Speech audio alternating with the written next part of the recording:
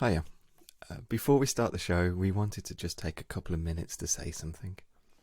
This isn't a podcast about politics or current events, but we felt we couldn't ignore what was happening in the world right now and not say a word. I'm also of the belief that you cannot separate politics out from our cultural output. But importantly, basic human rights are not a political issue. People should not be afraid of being murdered by brutal and oppressive systems and regimes just because of their race or sexuality or gender. That is unarguable. So we'd just like to state that we fully stand behind the protesters in America, Black Lives Matter, and if it was possible, we would be out there with you. So stay strong, stay safe, but please keep fighting. It's really important. If you cannot get out to the protest, then support the countless charities that are doing really important work right now. Black Lives Matter, the Beale Project, and Unicorn Riot are ones we'd like to suggest, but there are countless more out there and you can find them yourself. Equally, racism and police brutality isn't a uniquely American thing. We are a UK-based podcast, and there is a lot to do in the UK to tackle those exact same issues in our society. So please, if you're based in the UK, look at home and see what you can do. We don't know what will happen between now and when this podcast drops, but as we are a movie podcast, we wanted just to provide a list of films that you could watch and educate yourself. Part of allyship is about listening and sharing the voices of those oppressed, and this is something we can all do. So please, check out When They See Us, 13th, Do Not Resist, The Death and Life of Marsha P. Johnson, 16 Shots, Let the Fire Burn, The Hate You Give, Slavery by Another Name, Boys in the Hood, If Beale Street Could Talk, I Am Not Your Negro, Selma, Malcolm X, Do the Right Thing, Get Out. Thank you. And now, on with the show.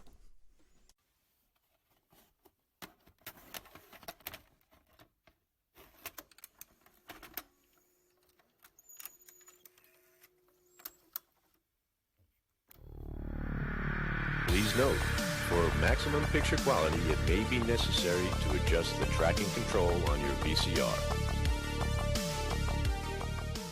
A clown prince of crime? A bank robbery in New York City? No, this isn't the Joker, but it's Bill Murray's Quick Change. And this is Adjust Your Tracking, a podcast where we're on an adventure to watch a century of cinema, decade by decade, year by year. And I'm one half of your host, Liam Delaney. And I'm Oliver Jones. And this week, actually, we're not doing that. This week, we're taking a step away from our little adventure through history, or whatever. I don't know, that sounds quite grand. And instead, we're going to look at Bill Murray in what we're calling our, I don't know, Inspirators series? Yeah, I mean, we're still kind of anchoring it on a film that we haven't seen from, and this is from the 90s as well. Is it 91? 1990, I think, actually. Is it 1990? It's definitely one of the 1990. You're correct. Yeah, see. They wear some nice 80s suits in it at some point. They do. They've been in Wham or something.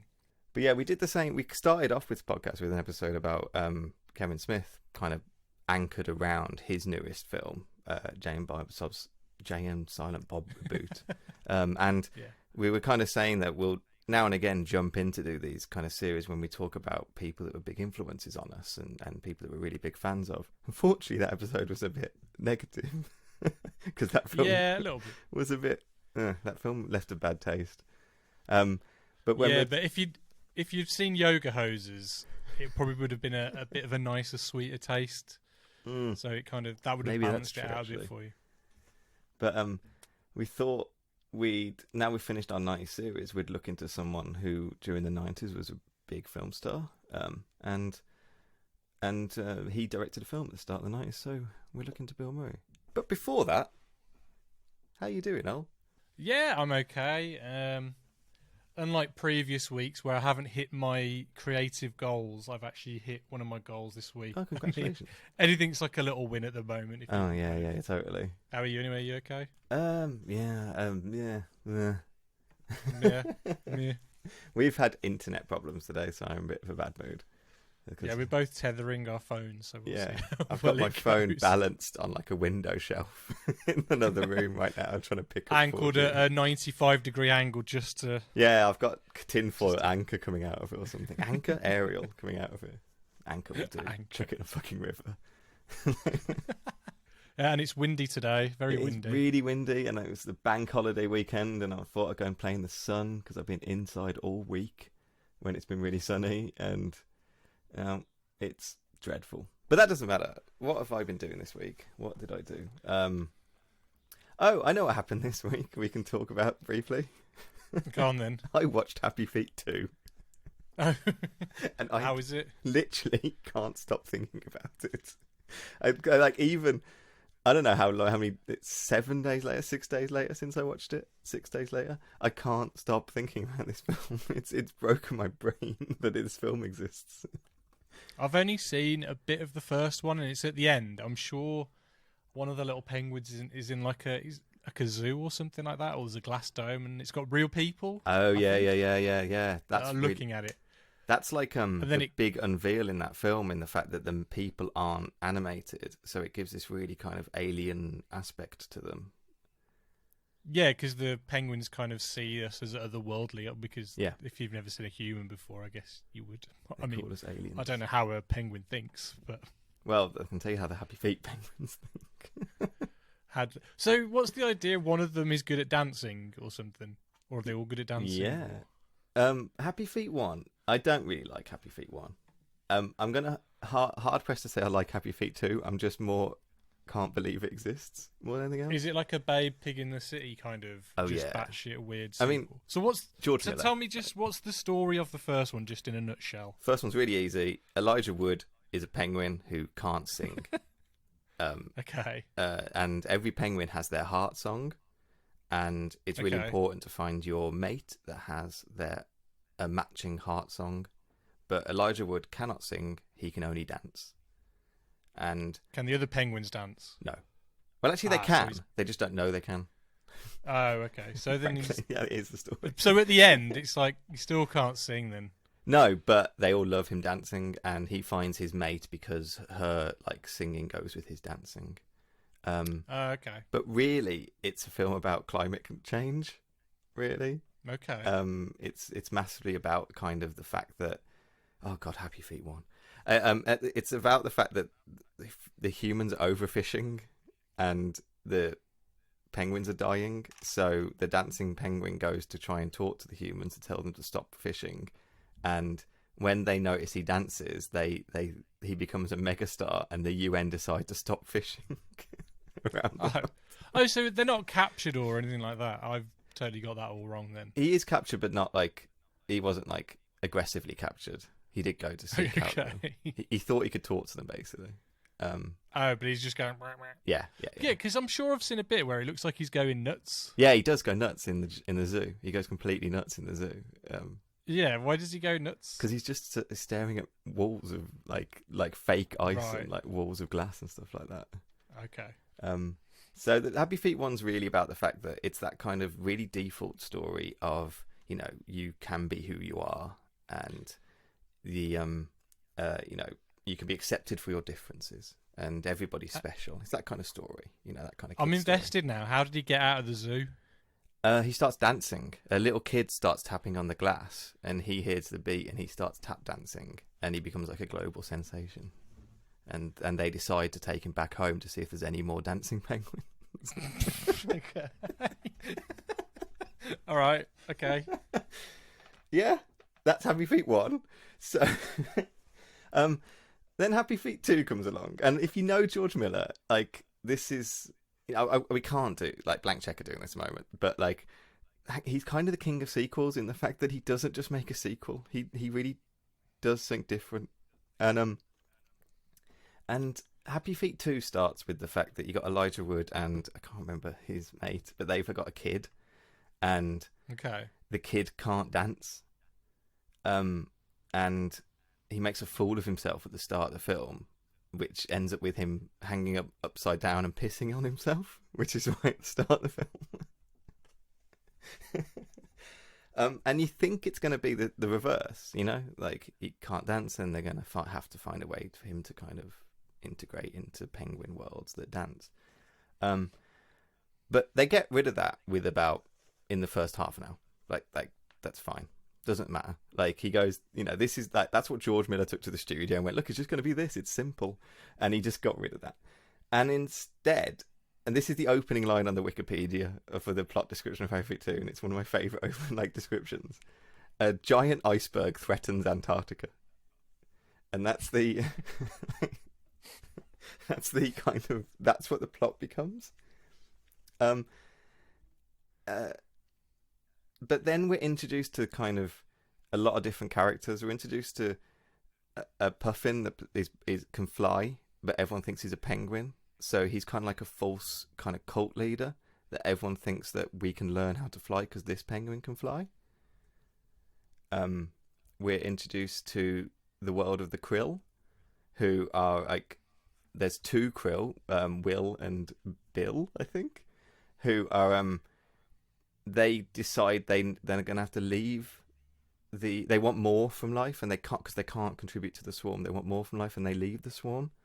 And we also follow the myriad of racist Robin Williams characters, because, you know, it's Robin Williams in that time period. So when did this film come out? I don't know, 2013? Is that right? I'll look it up. So it's not that old. Not that old, no. I forgot Robin Williams. It's not the only time he's played a penguin. I'm sure he's played a penguin in another film as well. Was it not Surf's Up or The Pebble and the Penguin? Well, that's what I'm thinking. Surf's Up or Pebble and the Penguin, I think, was John Belushi's... No, not John Belushi. Which is the Belushi that's still alive? James? Is it James Belushi? I think or Martin Short's in that one. The Belushis? Anyway, yeah, so the 2011 it was. Do you know, like, Nashville, the film Nashville, or Magnolia? Yeah. There's loads of separate little stories that are not interacting at all. This is what Happy Feet 2 is. There's just loads of different stories. Oh, we're also introduced to, like, the sea elephants. Is that what they're called? And that the king of the beach, he calls himself, and he won't back up, because if he backs up, he's weak. And, like, Happy Feet 2 is really... It's really weird. It's really about how, like, the intrinsic nature of animals can't be changed, and you have your place in the world, and if you deviate from that, it would be bad, kind of thing. And that's what all this plot is, which is 100% the opposite message to Happy Feet 1. Like, it's 100% just switches on head and goes, well, you know, you're krill. You can't be predators. You have to be eaten. And then it all builds up to this finale that brings all these disparate storylines together of the entire, like, Antarctic world dancing, that breaks this glacier apart that is blocking where the penguins live, and that includes, like, the krill are dancing as well, but the krill don't know they're dancing along with, like, the world above them, and the world above them don't know the krill exist even. And the final, like, hit of the last dance is Brad Pitt krill, like, doing a stomp on the ground, and that's like the final vibration that breaks, like, the glacier, and it's all to the Under Pressure by Queen, and it's no irony. It is wonderful as a scene. It's like I've watched it like 50 times. Like, all these kind of, like, George Miller's just freedom of just throwing a camera wherever he can in, and the look and the visuals of it and everything splitting together, and the fact that you're going through this film, which is not easy to kind of get on board with. You're not really knowing what's happening, and then the last bit, it all kind of just comes together in this kind of beautiful mesh, and it broke me. This film has broke my brain. What's more, that I did say to you as well, is that Brad Pitt and Matt Damon are playing explicitly gay krill. They're partners. And they're dealing with, like, an existential crisis that, you know... How come I've never heard about this? You'd think this would have been a bigger it's topic so weird when this film came out. It's so weird. I think it's two of the such world's biggest stars are playing a gay couple. And it's not. I had heard Brad Pitt plays a gay krill in this, and I thought it was just like, well, he'd have flappy hands, and like a high voice, and he'll take you to krill out or something. Like I just thought it was going to be that, and it's not. It's not. And they were explicitly gay. They are having a crisis because they can't have kids, and that means they can't really contribute to the swarm. They want more from life because of that, because they feel like they're fed up of being the bottom rung of society, because their life is meaningless. They're just prey and they can't actually contribute. So they go out on their own to try and find something and make something of themselves. And they have couple arguments. They talk about adopting. They and then when they argue and split, like Brad Pitt spends like a momentary time alone, like pining for his mate kind of thing. It's all like, it's not he's playing a gay krill. It's an explicitly homosexual narrative in this film, which I was like, what? what? So how did they do this? But the line that I keep thinking about as well is when Brad Pitt starts to dance. That's basically what he brings back to the swarm, this dancing, and this idea that they don't have to just be like prey. They can hide under these glaciers and eat the ice, and that means they can live in a way that they're not just getting eaten by whales. And when he's dancing, he tries to teach them dance. Like they're all like, what's that? What you're doing? And he goes, oh, maybe it's just a momentary relief from the existential terrors of existence. And I'm like, that's a line in a kid's film. I love it. I'm absolutely obsessed with this bonkers song. I was just looking up to see if Robin Williams was in the Surf's Up movies or the Pebble and the Penguin. He was in neither. But however, there was a sequel to Surf's Up 2 produced by WWE Studios. What? And it's Surf's Up 2 Wave Mania. And so then I just went on a deep dive looking at all the films that WWE make. It seems like they make straight to DVD sequels of films that kind of have no relation to wrestling. So they do lots of way. They do lots of marine kind of films. They do. What else have they done? I know I've seen like a Scooby-Doo featuring like John Cena or something. Oh, they did the Leprechaun film. You know Leprechaun? Yeah, they did, because that had a wrestler in it. That had oh, okay. Hornswoggle was his character's name. I can't remember the wrestler's name. He played. So in Surf's Up 2, you've got John Cena, obviously, is the lead. You've got movie star John Cena, The Undertaker, Paige, Triple H, Vince McMahon. What is this film? Box office 1.2 million. So Whoa! Obviously, it didn't do that well. I think it was just a straight to DVD streaming film, but Wave Mania. Weird. It's even got like WrestleMania logo. Look at the Undertaker penguin. What is going on? It's actually they are themed like them. Yes. Oh my god! We need to see this. I bet the animation is terrible. Oh my god! He's even got tattoos like the Undertaker. I'm trying to think what else I've watched this week. I've watched a lot of Bill Murray films, but I did watch. Me and Caroline watched E.T. yesterday, and I've got a weird relationship with E.T. The longer I go without watching E.T., I think I don't really like E.T. I don't like it. And then I watch it again. And I'm like, I fucking love E.T. It's like it's so well directed, and it is a bit on the nose or whatever at times, or a bit kind of I don't know what the word, a bit overly sentimental as some Spielberg films can be. Yeah. But it's a kids film, and it's so well done, and it doesn't talk down to kids or anything like that. It's just it's got a great build up to it, and it's a really good film, like really, really good. I had to make sure I watched the original and not the bastardization and like 2002 version. Torches, is it? Is that what he did? He replaces guns with torches? Yeah, replaced guns with torches. There's loads of like CGI replacement on his face. Isn't there a weird him hobbling over a hill or something? Or yeah, there's a few, like, because you have scenes where he's in the crop fields earlier in the films, and it's literally just a light that they kind of like just move through the cornfield, which works. Yeah. But in the new version, they kind of have like a CGI character they see stumbling through. I like the fact though that you don't really get a full reveal of E.T. till about 25-30 minutes into it. Absolutely, that seems purposeful, not that they were limited by it. Yeah. But no, I do love that film. I'll give it another 3 years and I'll be like, do I like E.T.? Yeah, I'm currently in that mode of I don't really like E.T.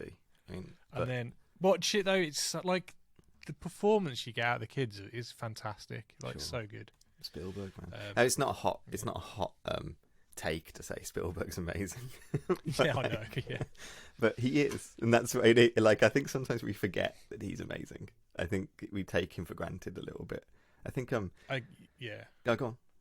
Although I was going to say, I recently watched the Twilight Zone movie as well, and he's probably got the weakest like segment in that. Okay, I was gonna watch that this week actually. So I know George Miller did one of them. That's why I'm gonna watch it. Well, George Miller did the remake of the one with Shatner looking out on the window. Oh, the Terror at 10,000 Feet or whatever. It's called. And it's got John Lithgow in it, and he's really good actually. John Lithgow is. Didn't they recently remake that one as well with the? I haven't watched the reboot. The Jordan Peele one. Yeah, I haven't. I've got it to watch. I just haven't sat down and done it. But I think they did do it. Because it's who's the other directors in it? Joe Dante, and Joe Dante did a wicked one where it's like this kid can like wish like yes, he did that one. Yeah, bring anything to reality or whatever. Yeah. But because he's a kid, he's obsessed with cartoons, and it's Joe Dante who's also obsessed with cartoons. Yeah, and it's kind of got like this real world cartoony feel to it. It's really cool. And then you've kind of got like the bookends kind of is John Dan Landis. Aykroyd, and he's like John Landis directed them, but John Landis, and then he did the one where sadly the main guy and I think the two kids got killed. Oh, was it? Oh shit! I know. There was some helicopter action, wasn't there, or something? Yeah, I mentioned it before on a previous episode, but there's a documentary series called Cursed Films, and they one of the episodes is dedicated to the Twilight Zone movie. So the shot where the helicopter crashes and where the actors stand, apparently the cameras are so far back, and there was several cameras so far back that it could have just literally been dummies that were standing there. So why they had to be real actors is it's not like the camera was in close in on them or anything like that. So it sounds really bizarre why that was even why it even had to happen. It sounds nuts. But yeah, so I strongly recommend checking out that documentary series. Also on Shudder, there's a new series that looks really quite cool. I don't know if it's a series or a short film. I haven't seen it yet, but I'm looking forward to watching it. It's called Blood Machines. Okay. And it's a French sci-fi film, and the music's by this guy called Carpenter Brute, who kind of does like, you know, like how action films will have this like really heavy synth music. Yeah. So he kind of makes music that sounds like 80s movie music, and cool. That's a little bit like our intro then. Yeah, a little bit, yeah. And they did a music video several years ago, and it did really well, so they just expanded it. So hopefully on the next episode I'll be able to talk about Blood Machines. But cool, yeah. I think I've seen a guy called Rob Sharp. He's very linked to Dan Harmon, but he also did Scud, if you remember the Disposable Hero, the comic book. Yeah. He is part of the team that rebooted Creepshow on Shudder, and I was watching some of that. Which is because I like horror anthology, so I was checking that out. Well, I think it works really well because with horror, it's about just that idea. It's not normally about character building and stuff. And I think if it's like an hour long, it's perfect. Yeah, I agree. I have all the old Tales from the Crypt Keeper, and now and again, if I'm just feeling like putting something on, I just put that on, and it's just, they're just fun to watch, aren't they? And just contained. I like things that end. This is my whole thing about that's why I don't like TV as much as films, because it just goes on. Yeah, same. I like it's like that documentary that I watched about the guy who was accused of murdering someone, and they found him on an episode of Curb Your Enthusiasm when the murder was meant to take place. I don't know if you've seen that one. Oh yeah. He was at the baseball show. Yeah. And it's a hour-long documentary, and you know exactly what happened from the start to the end, and you know what happened. And then you've got these other docu-series where it's like 20 episodes and you still don't know what 20 episodes and they haven't made any clear kind of like advancement or any bit of evidence or clue. Yeah, I think totally. Yeah, it's like The Staircase. Like, I think that was really fascinating, but again, it went on for like about 10 episodes, and it's like, oh my god. Yeah, I think. Although that guy was fascinating to watch, though. He was. It was a fascinating story. Yeah, I know what you mean. I still need to watch the one. Is it The Jinx or whatever, where the guy kind of accidentally confesses to him? The Jinx is amazing. I do need to watch that so much. That means I can't make my Jinx joke now because you won't get it. But it doesn't. We'll save that. Save that for another time. Right, let's move on to Bill Murray then. Our topic of conversation today.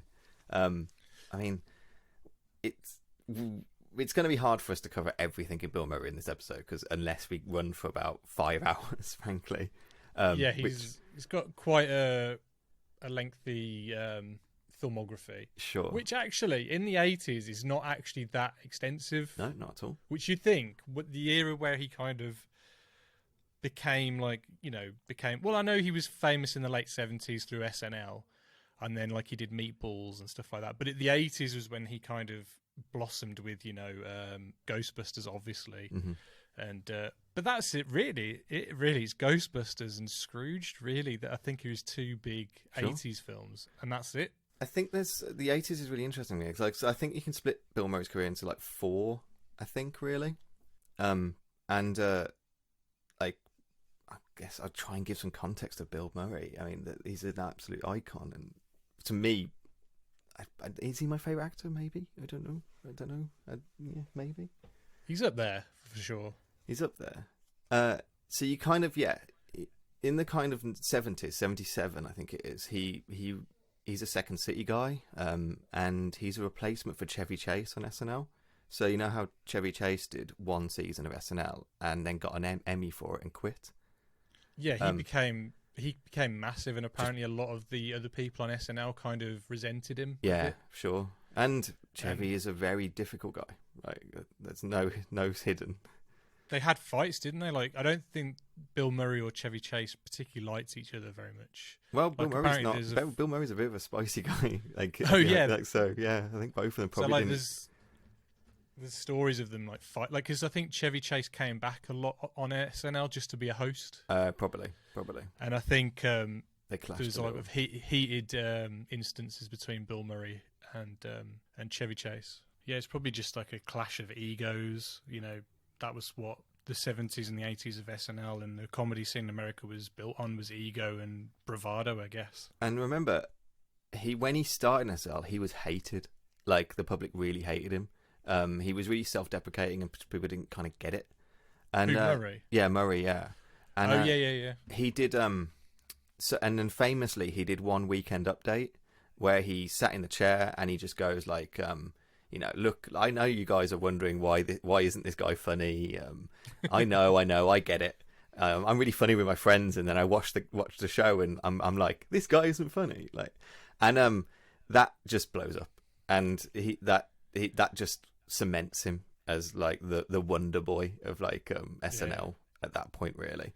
And from that, he kind of gets pushed into films almost immediately. So 77, he kind of starts in SNL, and then 79, he does Meatballs, which, was a script kind of, they bounced around, really. But he hooks up with Ramis at this point in his career, and they really push each other forward. So you have Meatballs, where he's... Wasn't Ramis part of the Second City as well, though? Yeah, totally. They're both Second City people. So you kind of have Meatballs, Caddyshack, where he's a bit character, but he shows another side of himself, a really comedic kind of side. Then you have Stripes, which, is Ramis. And I don't know if you know this, but Stripes was originally a Cheech and Chong movie, and it was developed as one. Well, reading that book that I've got called Wild and Crazy Guys, I know that at the premiere of Meatballs, Ivan Reitman, I don't know if he's kind of writing his own story or whatever, like being an unreliable narrator, like telling his life story. But he said, I had an epiphany at the premiere, and I was like, my next film is going to be Stripes. And he told Jeffrey Katzenberg, or whatever his name is, who was the producer, was like, I've got the idea for my next film, and it's going to be Bill Murray and Harold Ramis. So I don't know. I guess it's one of those Chinese whispers things. Or you tell yourself something so much that it becomes true. But I could kind of see it as a Cheech and Chong film. Oh, definitely, yeah, absolutely. It's now Cheech and Chong join the army, whatever. Did you watch this? Did you watch Stripes? I did. I rewatched Stripes good. This week, yeah. So did I. Which is the old joke about Stripes, is that no one can tell you what happens in the second half of it. It's very true. It's fucking bonkers. Even now after watching it, I'm going, they kind of get a bus. They get a super teched up bus. Yeah. And then they show it off They to their invade girlfriends who are in Germany. Peru? And then, yeah. But it's good, and like he's good in Meatballs, he's good in Caddyshack, he's really good in Caddyshack. He's good in Stripes, and in Stripes he's carrying the film, which that's his first time he's ever carried a film. He's the lead. He's in Bill Murray mode. You know, he's doing the offhands. He's being funny. And well, apparently with Meatballs, he actually didn't want to do it, like because he kind of saw where like Dan Aykroyd went and John Belushi and Chevy Chase, and how becoming famous kind of almost ruined them.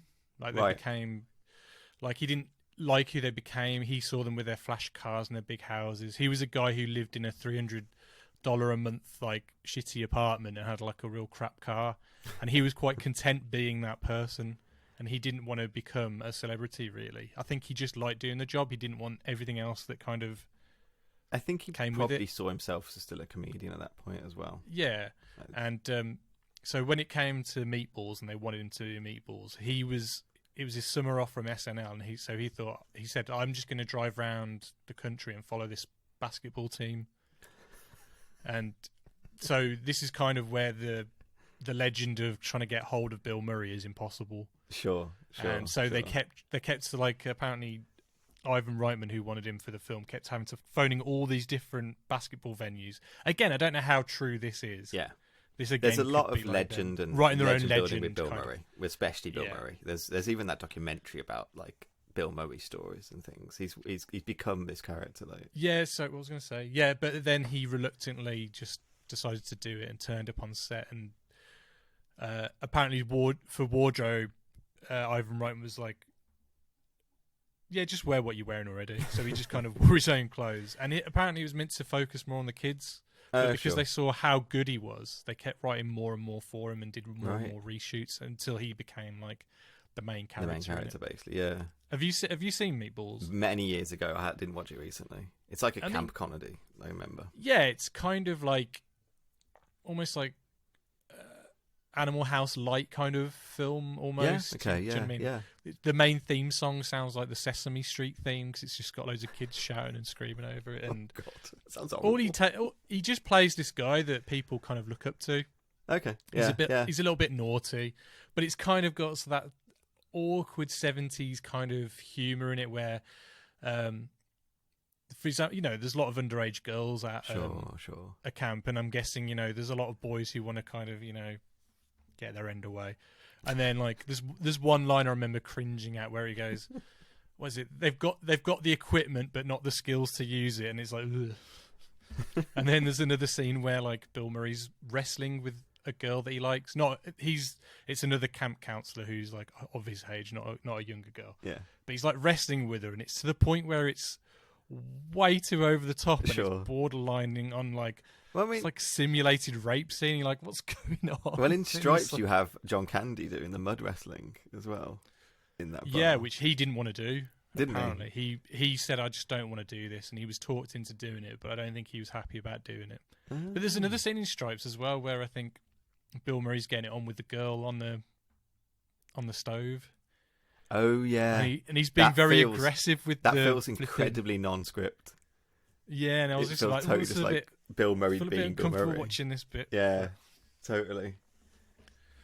But yeah, so and you know, he does after Stripes, he does Tootsie, which kind of cements him. It's a huge film, but he's not the lead in it, but he's playing again a little bit against type. He's just playing like, he's not playing something really loud and characterish. He's just playing like almost a normal guy, even though, you know, he's not normal. But I always forget he's in that film, you know. Yeah, totally. It's that kind of thing, really. And then through this time period, as you say, he doesn't really want to be a kind of SNL movie star. He actually wants to be kind of a real movie star. So he does like Where the Buffalo Roam when he's playing Hunter S. Thompson, because he's a huge Hunter S. Thompson guy. And did you know that was meant to be originally Dan Aykroyd and John Belushi again? And really, I didn't know that. Well, you can kind of see Belushi as Gonzo. Oh, totally. And I guess Dan Aykroyd would have been Hunter S. Thompson. Yeah, I can see. But apparently, doing that film, like he lived with Hunter S. Thompson for a bit, yeah. And Hunter S. Thompson pretty much almost killed him in the swimming pool. Like literally, like almost killed Bill Murray. But again, that could be legend building, especially with Hunter S. Both like Hunter S. and Bill Murray. That's like two kind of these. Their bread and butter is their awkwardness. Yeah, and their kind of I don't know, legend building as stories and things. Yeah. That film flops. It's not very good. But that film flops. I've never seen it, but I know like when Fear and Loathing came out, they kept trying to, if you go to like the video store or whatever to buy the DVD, it was there for like £2.99. They're like, buy it. And you're like, please. I don't really want it. No one knows this film exists. Just take it from us. And he really wants to do a film called Razor's Edge, which is an adaptation of a book, and it's a period piece. They wouldn't really, and it's a completely dramatic role. There's no comedy in it whatsoever, and Bill Murray was like passionate about doing The Razor's Edge. No one, the studio wouldn't fund him because they didn't want him to be a dramatic actor. So this is where, and we can't go into the whole legend around Ghostbusters, but this is where Ghostbusters comes in, and he goes to do Ghostbusters instead, because Ghostbusters is so huge. He is allowed to go make The Razor's Edge then. Well, I thought it was the other way. I thought it was like, I'll do Ghostbusters if... Yeah, that's probably what I meant, actually. If I make this film, Yeah. And Ghostbusters, whatever. It's massive, huge, it's great. Like, I think... just to say, we all know about the casting stuff about Ghostbusters and things, but him in Ghostbusters is really, I think, quite important to Bill Murray, because he has this ability to kind of shit on, like downplay and kind of comment on the movie a bit, which I would doubt would be in the script. That feels like Bill Murray, but it doesn't destroy the film, and it actually elevates the film. And I think that's a really hard thing to do, especially in comedy. And I think a lot of people keep trying to do this with Bill Murray, with just generally, not just with Bill Murray. And it's almost, that's what defines what like Bill Murray feels like as a movie star. He's okay, and yeah, Ghostbusters is huge. He does The Razor's Edge. The Razor's Edge bombs. The Razor's Edge bombs so hard, like the critics hate it. No one sees it, and Bill Murray takes this really to heart, and he quits Hollywood at this point. So it's 1984, and he quits. He goes to France. He goes to Sorbonne. He studies philosophy for 4 years. He does nothing else, but he does a cameo in Little Shop. He's great in that scene. Yeah, he's great. But that's so all good. He does. Like, he doesn't do anything else. He just hangs out in Paris, and he hangs out studying philosophy. Apparently he's in like She's Having a Baby, but I guess that is 88. So that is 4 years later, isn't it? Yeah, it's 4 years later. Yeah.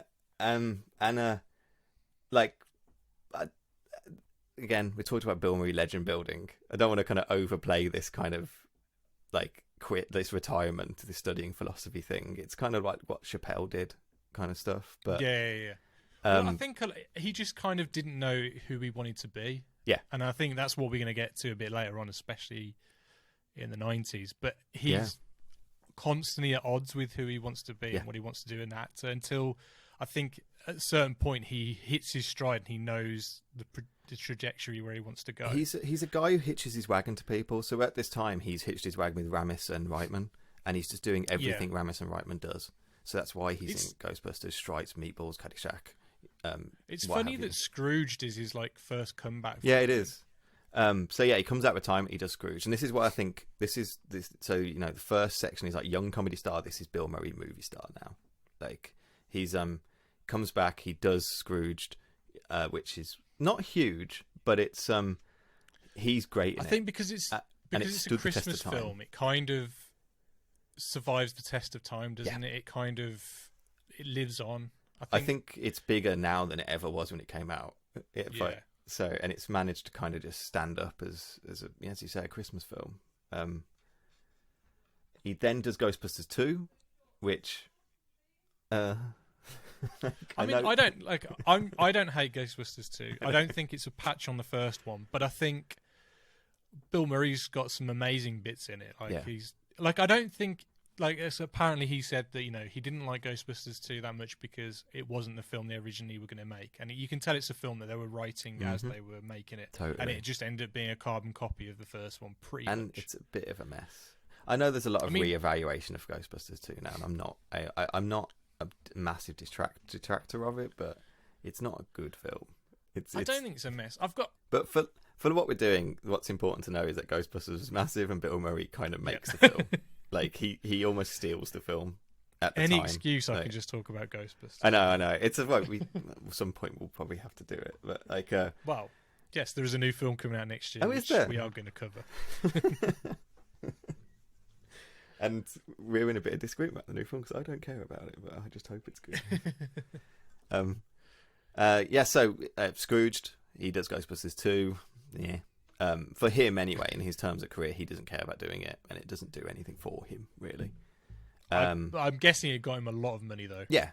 I reckon because like 89 was a big year for film, and it was like, for me, I don't know about you, but it seemed to be like the first year where films were like promoted in such a like heavy way. Like, you know, you had Batman, you had Indiana Jones, you had Ghostbusters, and everything. I don't remember 1989. I don't know if you do. No, I don't remember it, but I just know. Oh right, I thought you meant personally. It was you had Ghostbusters cereal, Batman cereal. Yeah, you know, they had the burger tie-ins. You had all this kind of stuff, which you had big films in the past, but I don't think it was like that. Like that's when kind of the blockbuster kind of really kind of went.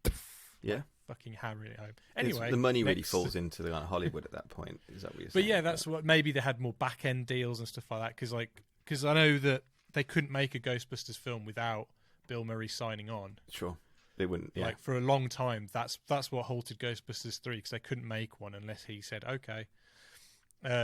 So I reckon he got a big back end of that. They must have promised him a lot or given him a lot to make that film, or maybe merchandise or something. Maybe. Yeah, something like that. Yeah. And then this is where the film we're going to cover today comes in. We'll come back to it because it doesn't make sense to go into it right now. But this is where Quick Change comes in, which is the only film he's directed, co-directed, really, I should say. Yeah. It doesn't do anything. It actually makes very small impact at the time. I think it flops, and I don't think it made its production back, or did it? No, I don't think it does. Budget's 20 million, it made 13, so no, it doesn't. Yeah. So it doesn't. But like, it does start. Oh no, that's the wrong film, Liam. Budget was 17, it made 15, so just under. So yeah. This is where this film does kind of persist, though. It kind of picks up a cult following. It's critically, it's actually quite liked. And it does hang around afterwards, really, especially because the 90s get a bit odd for Bill Murray, I think is the fair thing to say. This is where he starts getting a kind of reputation that he's quite brittle and quite hard to work with. This is the time period where he fires his agent and starts just working for a lawyer and a voice machine. This is a time where he starts building that image of what we think Bill Murray is now. He then does What About Bob? Him and Richard Dreyfuss hate each other. Yeah, I heard that. I think Bill Murray throws someone in the lake, one of his co-stars in a lake during it, or filming or something. Like, yeah, it's like, yeah, I can't. There was a quote, but I can't remember it off the top of my head that Richard Dreyfuss said about Bill Murray. But yeah, there was no love on that set, I don't think, for either of them. And Frank Oz film, I like it. I think it holds up. Yeah, I like it. Yeah. I think it probably could be because, you know, Richard Dreyfuss is a trained actor and he's in a lead with a guy who he probably considers maybe is... Like, I've always thought Richard Dreyfuss has got a bit of a... It's a bit cantankerous as well. Yeah, I think so. Yeah. And Bill Murray's he hasn't worked in a long nice, time, kind of friendly guy. So, yeah. What About Bob? It's pretty big at the time. I think, yeah, it is. It made 63 million. It's a big film. It kind of pushes him on. He does Mad Dog and Glory then, which is completely different. Because have you seen Mad Dog and Glory? Yeah, I've seen that. It's like where he's the mob boss. And he's the mob boss, and he's not funny. Is his wife Uma Thurman? And and he's he's trying to be a stand-up in it, but he's not funny. It's I've seen it a long time ago, but I vaguely remember it, but not great. Not great. It's a good film actually. It's a little against type for him, and it works. And then, isn't the other guy who's Robert the De other lead? Niro? Isn't it? Yeah, so Robert De Niro, you think would be the mob boss? Yeah. But he's Bill Murray. But it works. I like Mad Dog and Glory. And then comes Groundhog Day, the same year, which again, we could spend the whole podcast talking about Groundhog Day. It's it's possibly his greatest. Yeah, it's one of those films that's perfect. Frankly, it's just a pretty much neon perfect film. But apparently, the set of it though was meant to be like hellish, which is really bizarre. So this is where that's what I wanted to get to. Totally, go on. But yeah, it's like apparently I think the script was written by someone else. I'm not exactly sure who wrote the original script, but I know Harold Ramis kind of rewrote it. I think it was Danny Rubin or something like that. Rubin, and then Harold Ramis kind of rewrote it to tailor it to him to be like kind of this warm romantic comedy. And then, on set, Bill Murray disagrees with that direction. And before that, he's secretly rewriting it before the film's starting, and sets are being built for it and stuff like that. And the film can't go ahead unless Bill Murray's 100% in on it. Yeah, it turns out. But he's rewriting it. And then 2 weeks before the film starts, they delivered the script, and then Harold Ramis is like going, what the fuck? It's like he said, there's a quote or something like that he put a nuclear bomb in the middle of the script and just left it there. He said there's some remnants of it, but he wants to basically make a more existential kind of film. Yeah. But you can kind of see where there's a mix of the two. We do. We actually, because of that process, I think what makes the film so good. We end up with a film that kind of comes between both what Ramis wanted to do and what Bill Murray wanted to do. It definitely toes that line and gets somewhere, which absolutely is what makes it work. It has that existential stuff. It has that kind of, that worry about that suicide sequence, the stuff about him being God, and it also ties this really warm and beautiful romantic story, and Bill Murray carries that as well, which he is a bit of a romantic lead in films, but I think Groundhog Day is his most solidly romantic lead. And apparently there's a scene where apparently he shaves his head into a Mohican and then chops his bed up with a chainsaw, which they filmed apparently. But instead in the film they decided to opt for a scene where he breaks a pencil instead. He breaks the pencil and puts it on then puts That's it on when he's on the phone with the best line in the world. What if there is no tomorrow? There wasn't one today. Well, that's very much like what we're living through at the moment. I said that I watched Groundhog Day last night. Actually, I was going to watch just the smaller films that again, but I kind of got through all those films and thought I'm going to watch Groundhog Day, and it is so good. And I said to my friend that I'm pretty sure if Groundhog Day was happening to me right now, I wouldn't notice. It might take me a few days. Apparently, Ramis was completely baffled by because obviously he considered Bill Murray one of his best friends and couldn't understand why his friend was being so contentious and wouldn't talk to him. They fall out for the rest of their life. Ramis's life now. They didn't talk until very close to the end of Ramis's life. Well, yeah, really he was sad. On his deathbed. Yeah. I've got a great little anecdote though from the set of Groundhog Day. Okay, cool. So what's his name he plays in it? Stephen Tobolowsky. Yeah, oh my god, I normally can say it and my brain's just falling out my nose. Tobolowsky. So apparently there was one, this is not the anecdote I'm getting to, but apparently it got really hard for Ramis to even talk to Murray on the set. So he'd introduce Stephen Tobolowsky to Bill Murray, and instead of saying hello, he's like, so what are you going to do in the scene then? And he runs through it, and then Bill Murray's like, yeah, you can do that, but now you've got to help me do this. And apparently they went to a bakery and bought every single cake in the shop and was just handing it out to all the people watching them filming. So he's this guy that's really angry and bitter in some respects, but then in other respects he's the kindest, most generous person. That's apparently he went out giving $100 bills to people around Punxsutawney when he went to go and visit, because he went to Punxsutawney before the film to kind of see what the whole Groundhog Day thing was about. This is totally the thing about Bill Murray. I think it's also what he feels like on screen. He's an asshole who you kind of love. And I think that seems to be what he is in real life. So basically, they on the set, as I said, they couldn't talk to each other. So Ramis said, "Okay, we're going to get an assistant for Bill who will talk to me, and then relay the messages back and forth, like a go-between." Mm-hmm. And so Bill was like, "Okay, then, but I get to pick." He picked a deaf girl. Oh God. Just to be that fucking arsehole of just because he's an anarchist, really, isn't he? Just kind of wants to make life difficult for people. And, that poor girl. I know that she was the one who got the brunt of it. I'll read the quote in the book. Hang on. One person who probably didn't get a delicacy from Murray was Ramis. The affable director who converted to Buddhism, who wore the meditation beads, was having his Zen mindset severely tested by his one-time friend. In fact, communication between the two quickly broke down completely. He's raging, angry, and full of grief and unresolved emotions, Ramis reflected later in Murray. He's volcanic. Finally, the director was forced to make an official request for an assistant for Murray so that messages could be conveyed between the two. A young lady subsequently arrived on set. Selected by Murray, there was one small hitch. She was deaf. To many people, it seems like a hilarious thing, says Albert.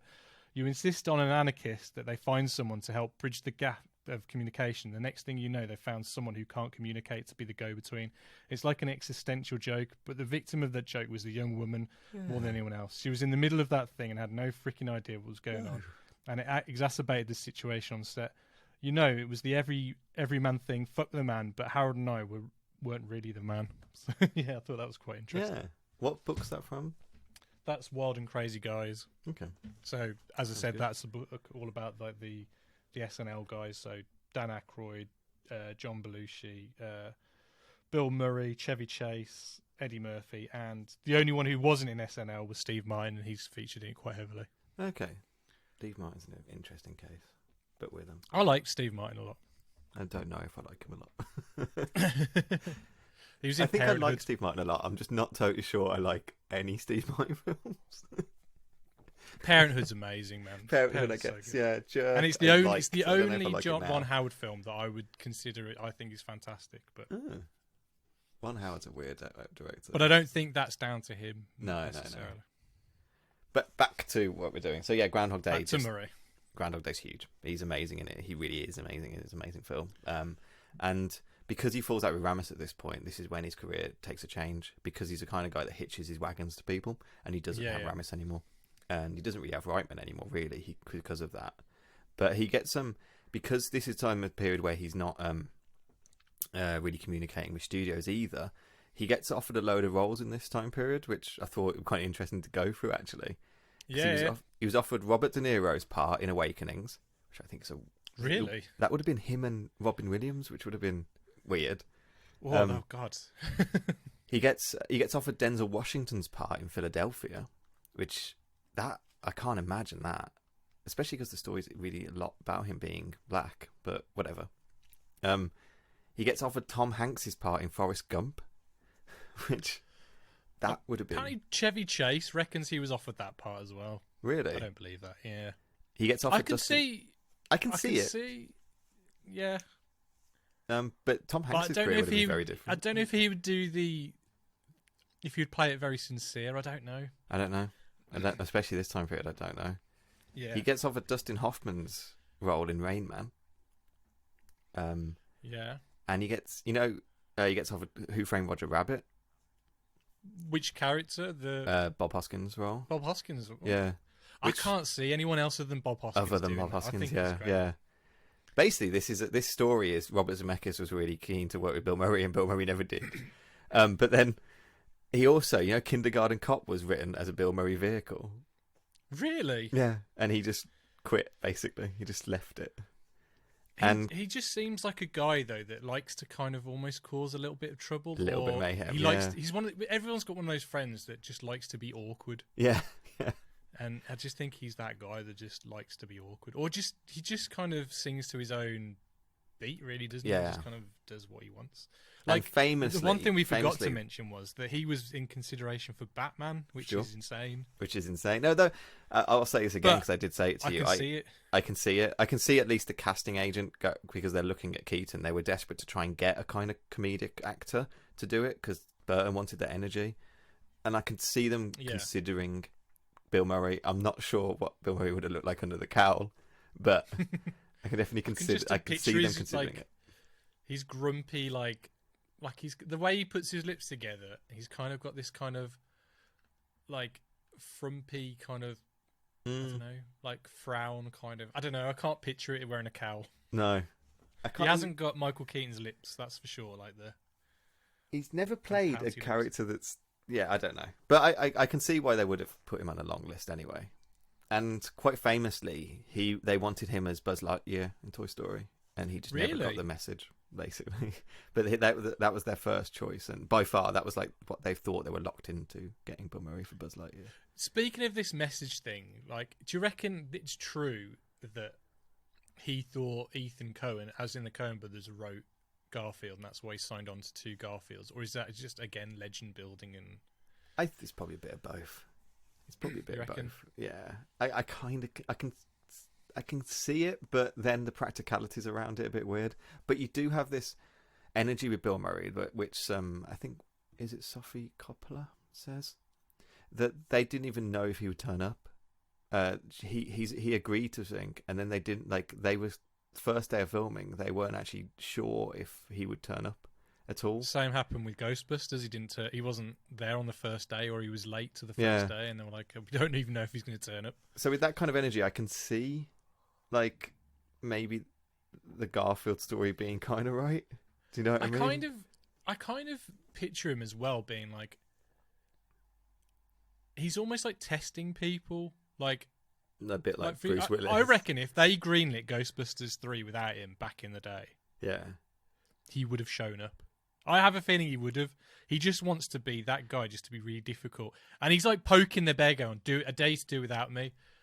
And then when they dare to do without him, I bet you'd have shown up. I bet I bet, because he's not done a Ghostbusters film. He's been in all of them. Yeah, and he's going to be in his 4th one now. Yeah. So like, I think there was a lot of personal stuff around Ghostbusters 3 with him, with Reitman and Ramis, and I think that was probably the bigger thing for him. Yeah. I think he definitely fell out with Ramis. I don't think he likes him, or Ramis. They became friends again, but I think there's definitely some between Ramis and him. You mean Reitman? Reitman, sorry. Yeah, I agree. Because he just stops working with him, and that's when you get into what I would say is the third part of his career now, which is these.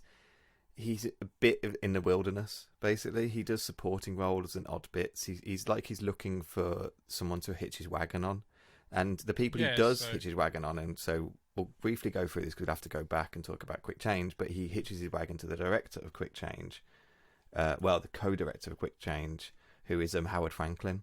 And Howard Franklin is the guy who directs Larger Than Life. He's the guy who writes The Man Who Knew Too Little. So he starts kind of just working with this guy for this time period, but also he's doing other stuff like Ed Wood, which he's fucking amazing in, like Kingpin as well. Which I still think he's fantastic, and he Randy Quaid's in that as well. Yeah, totally reteams with Randy Quaid. Because of Kingpin, he does Osmosis Jones as well. That's a really weird film, mate. It's like he's just for that period of time. Well, actually, it's 2001, so maybe it wasn't weird for him to do that. But you got these kind of and Space Jam is famously, he wasn't in the script and he just turned up because he wanted to work with Michael Jordan because he's a big Bulls fan. If that's right, I might have messed up all those sports teams. Oh, yeah, I believe it, because isn't he playing golf with them? Yeah, and he just he just turns up and decides to be like this. His scenes are so weird in that film, kind of awesome because it's kind of the energy of Bill Murray. but weirdly, isn't that produced or directed by Reitman? God, I don't know. He produced it. He produced it. I swear there's something where they fell out or something. I was going to say, I can't pull the director of Space Jam from the top of my head. Space Jam. Joe Pitzka? Yeah. I was chatting to someone the other day who reckons that Space Jam is better than Who Framed Roger Rabbit, and I was that's ridiculous. You're out of your mind. That's fucking ridiculous. Space Jam is a bad film. I'm going on record right now. You're allowed to enjoy it. It's fine. I enjoy bad films that other people hate, but Space Jam's not. You can't a film that you've got Michael Jordan as the lead, who can't even construct a sentence together and sound believable, or you've got Bob Hoskins, who is a fantastic actor. There's not enough of anything in Space Jam. There's not enough of the cartoons. There's not enough of Michael Jordan and the cartoons. It's weird film. Sure, it's fun, but I like him. I like Bill Murray in it anyway. But yeah, you get these kind of films, Larger Than Life, Man Who Knew Too Little. And actually, I rewatched both of those. The Man Who Knew Too Little, I think, is actually really quite good. It's solid. I enjoy it. I've got it on VHS still. Yeah. It's one of those films that would hang around on a VHS at some point and you would put on. Larger Than Life. It's like 3 for £5 Yeah. selection or something. Yeah. And it's got Richard Wilson in, so that's good. Yeah, But it's true. but I The Man Who Knew Too Little is actually quite funny. But this time period, I think what Bill Murray's doing is he's kind of lost his cool. His movie star persona was all about him being cool and like a bit self-deprecating, a bit too cool, would kind of insult other people in a loving way on screen. But he loses that at this point. Like Kingpin, that's him playing that up. But I think he's struggling to know who he is as a kind of movie star at that point. And it doesn't really find anything until he finds other people to hitch his wagon on to, which is when he finds Wes Anderson in around 98 and does Rushmore, which and Jim Jarmusch, like he'll do any Jim Jarmusch project. Yeah. And I think then that's what you come into the fourth period now, where it's like critically acclaimed, cult darling Bill Murray, really. And is it Jim Jarmusch or Jim Jarmusch? Jarmusch, that's me saying it badly. Jarmusch. Yeah, Jim Jarmusch. So it's like Coffee and Cigarettes or The Dead Don't Die and things like that. Or, I've heard that one's bad. I haven't seen that one. I've seen Coffee and Cigarettes. People who like and, Jim Jarmusch say it's good, and I've heard people who don't like him not even understand why it's a film. So he did Broken Flowers as well, didn't he? Broken Flowers. Yeah. So like, but that gets kicked off by Lost in Translation, which is like 2003, really. And have you seen the Oscars when he doesn't win? I've forgotten who was up against. It's Sean Penn for fucking. But you can see his face. He's pissed that he hasn't won the Oscar. I'd love Lost in Translation. It might be top 5 film for me. Maybe higher. Maybe like. Wow. And I watched it twice in 2 days this week. I haven't seen it. Like the last time this was back when you were at uni. I remember we were very, very drunk. In fact, I don't remember. I just know that I woke up the next day with an email saying, "You have bought 3 films from an American DVD site, and one of them was Lost in Translation." I was like, I don't remember that. And like, because was they that were, like, me getting drunk and ones, like ranting about how much I love this film? Because they were import ones. It was like double the price of it would be for a normal. I was like, fucking hell, I've just spent loads of my student loan on these DVDs. But it was a fantastic film, though. I love it. And I think Lost in Translation for me is a culmination of Bill Murray, as like this romantic lead. And when I used to watch Lost in Translation, I would focus kind of a lot on Scarlett Johansson in it, who is just adorable and beautiful in that film. And because I think the way it's shot, because it's shot by a woman, it's got a different gaze to that film. The opening shot is of her as ass. a bum, yeah, I know, yeah, but it's weird that whatever. I can't talk about Lost in Translation. It's not. It's like, weird, even though the camera is lingering on her. It's not like a look at my ass. No, it isn't. Weird. It's just. Yeah, it's. I know it's that. Yeah, I have difficulty talking about gaze and how it feels, but you feel it when you're watching the film differently. Yeah. And what that film does, I think, is really remarkable about Bill Murray is it casts him as this romantic lead, but because he's depressed, it's kind of hidden on screen. And I watched it twice because I watched it again because I really wanted to watch Bill Murray in it. And he's doing all the kind of Bill Murray romantic stuff that you see in like Ghostbusters, you see in like Groundhog Day, that kind of suave undercurrent, a bit kind of punchy, a bit kind of really charming when he needs to be, like letting out that little bit of like romance to him, and you believe that these people would fall for each other in this situation, and you believe that this all works together. And I think Bill Murray absolutely should have got the Oscar that year, and I think it's a remarkable performance from him that showed something that he has struggled to show kind of through the whole 90s, basically. Do you think he's kind of playing a version of himself, though, in it, though? Yeah, so definitely. Yeah. He's a washed-up movie actor. At that point, you can argue that he felt washed up. I mean, he wasn't necessarily. I mean, he was in big films. He was in Charlie's Angels as well. He was in... but all this is him Wild losing his cool, though. I think that's what I mean by washed up. It's the Charlie's Angels stuff like that wasn't stuff he wants to do. He was just like the Garfield stuff and things, paychecks, you know? And I think he probably did feel that going into Lost in Translation, that you know, I can't speak for Bill Murray, but I feel that on screen, and I feel that's why that film really works, because they found someone who was almost feeling what this character was going through, perhaps. Right. And then, because of that, because of Rushmore as well, which is before Lost in Translation, and Royal Tenenbaums, which I think is the year before Lost in Translation, then you just get this kind of bombardment of him working with Wes Anderson, which really does define him for the rest of his career. And then stuff like Zombieland, where Zombieland is them using the kind of legend of Bill Murray, the way he's become this cult darling. They put him in a film to be that cult icon. And he starts getting this very meta text to him in films as well, and that works for him very, very well. And now we're still doing. Sorry. Go on. No, go on. I was going to say, have you seen Zombieland 2? Because apparently he's in that as well. No, I haven't seen it. No, he is. And I think Dan Aykroyd's in it as well. Oh, I didn't know that.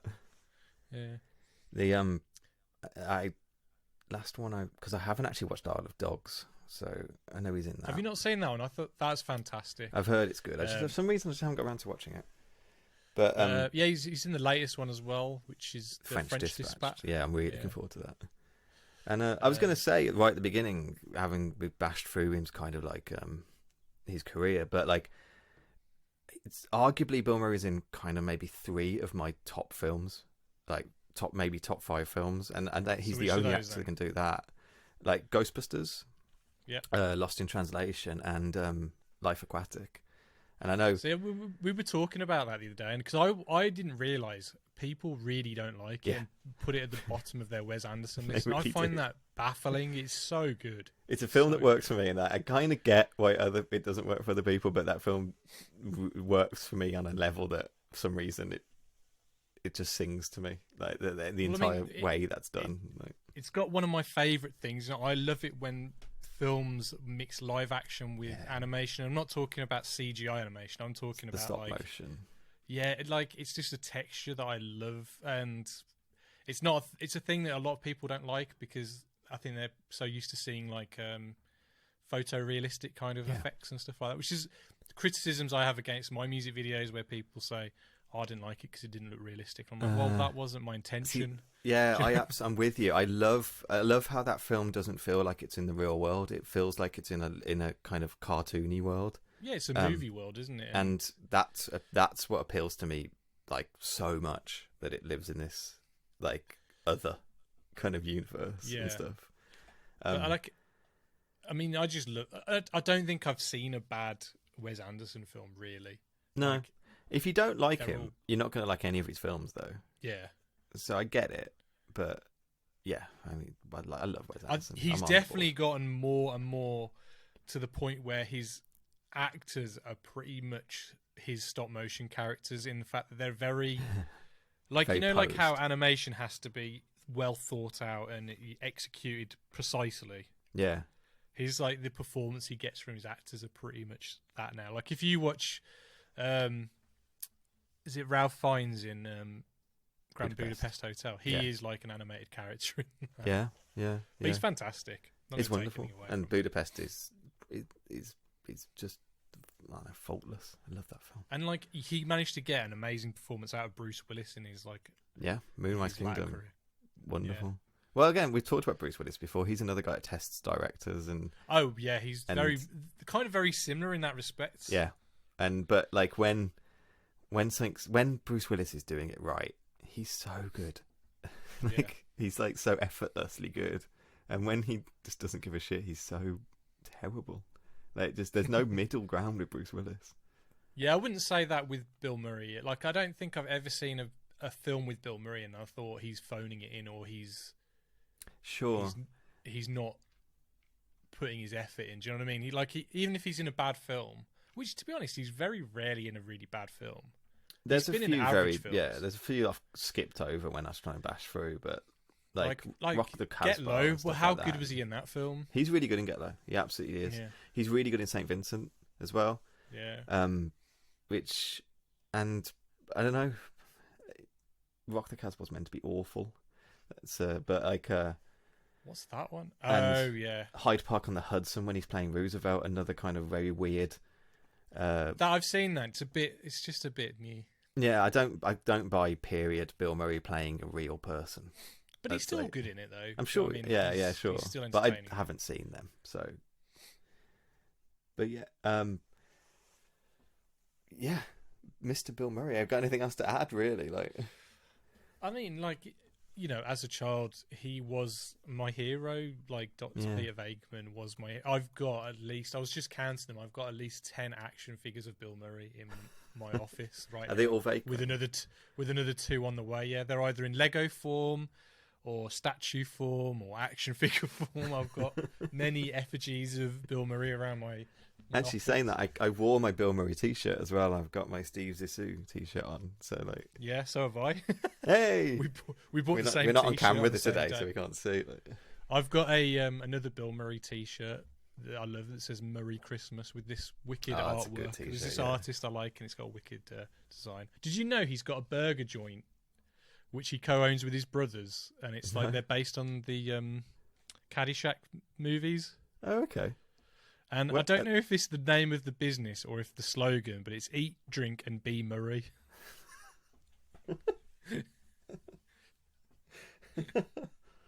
I want them to have, like, you know, like you have street food vendors. I want to hang out with Brian Doyle Murray. I want them to have one of their vendors there with the Wahlburgers next to it. Yes. Oh, there should be a TV show. A where they go rival to war. chain. Yeah. That would be a great kind of fly on the wall documentary. Apparently he's quite tall, which I've never kind of got that from Bill Murray looking at him. Apparently he's like almost 6'5". Okay. I can kind of see But I've that never really thought of it because he looks so schlubbish in all of his films, and he's kind of like hunched over. Yeah. Or whatever, kind of like his.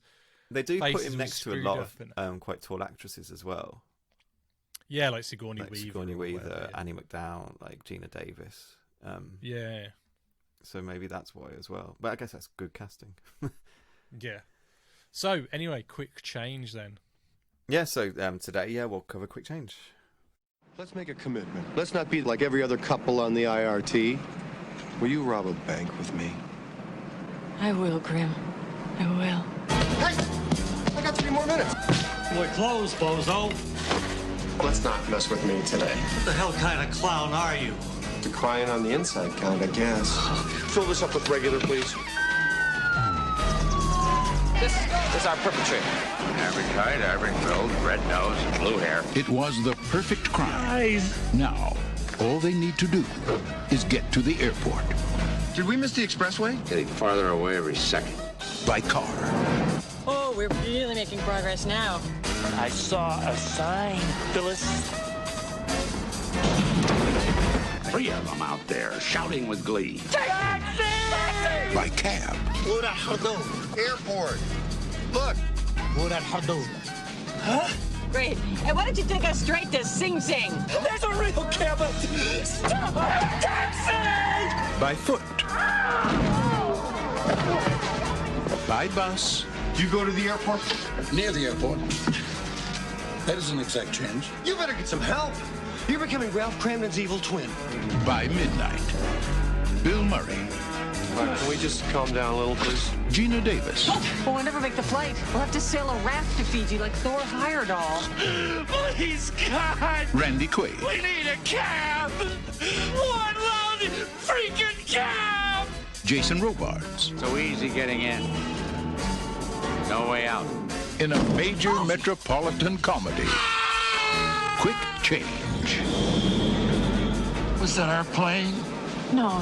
If it were our plane, it'd be crashing. God, I hate this town.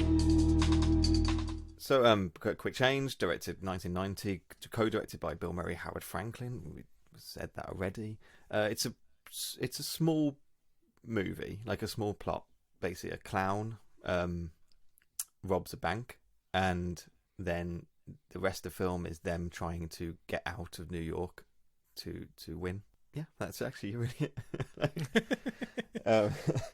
it's equally based on a book and a film. Yeah, is it a French-Canadian film? Yeah, called Hold Up. Yeah. From 1985, and the book is called Quick 82 Change. or something like that? Yeah, the book was about like 1982 or something like that. So the quick turnarounds on the remake.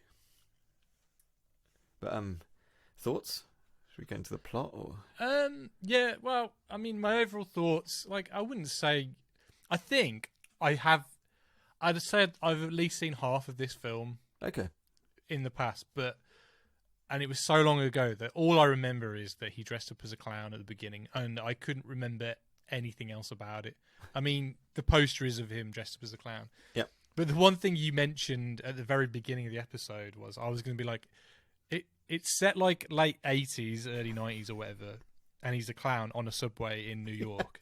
You can't help but not think Joker, really, can you? I immediately thought Joker when the film opened. Yeah.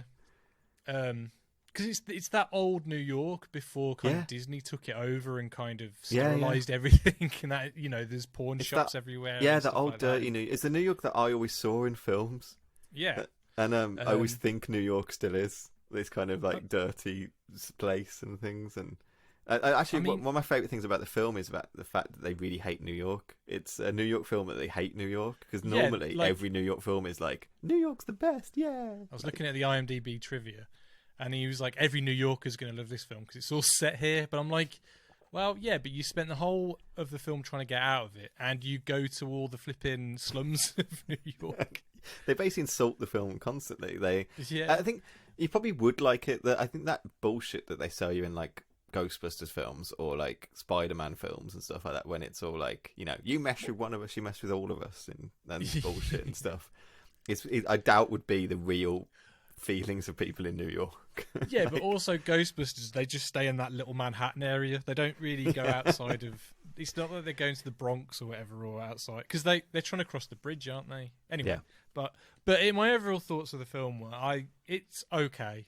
Yeah, I like it. I don't think it's great, but I don't think it's bad, and I enjoyed watching it. I don't take back my time watching it. I would say... And I always enjoy watching Bill Murray and Geena Davis. And I've forgotten the name of the guy, but he's the police chief. Oh, it's Jason Robards as the chief. And he's the patriarch in Parenthood. And I've always liked him. Yeah, Robards is great. He collaborates with Jonathan Demme quite a bit. So right. And he's in... is it Trading Places? Yes. Robards in, yeah. He's really good at this. And I think Randy Quaid really good in this.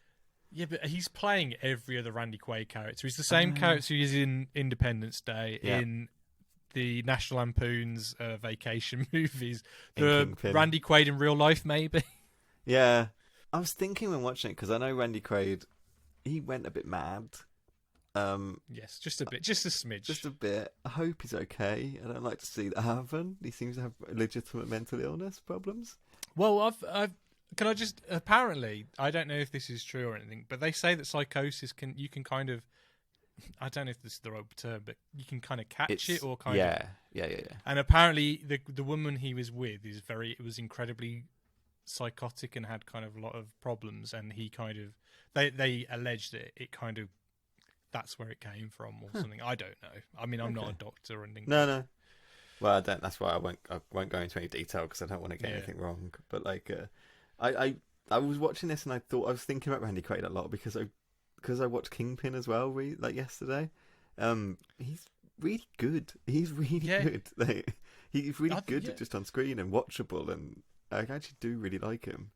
I love how that they kind of, in this film, that they're contemporaries in age and whatever, and then in Kingpin they keep calling him the kid. The kid. I mean, obviously that's the joke, that he's a 40-year-old guy who it just doesn't know anything about the world, so he's the kid. But I liked Kingpin when I rewatched it. There's a few things you could take an edit to it now and make it a little better, because there's some things very 90s kind of comedy about it. But you could say the same about this film as well. Yeah. But I kind of enjoy Kingpin, and you know what I forgot about Kingpin? It has like a legitimate heart to it, which I was like, which actually the early works. Farrelly Brothers films did. Yeah, they did. Yeah, that like Something About Mary does as well. Yeah, but then it kind of, I don't know.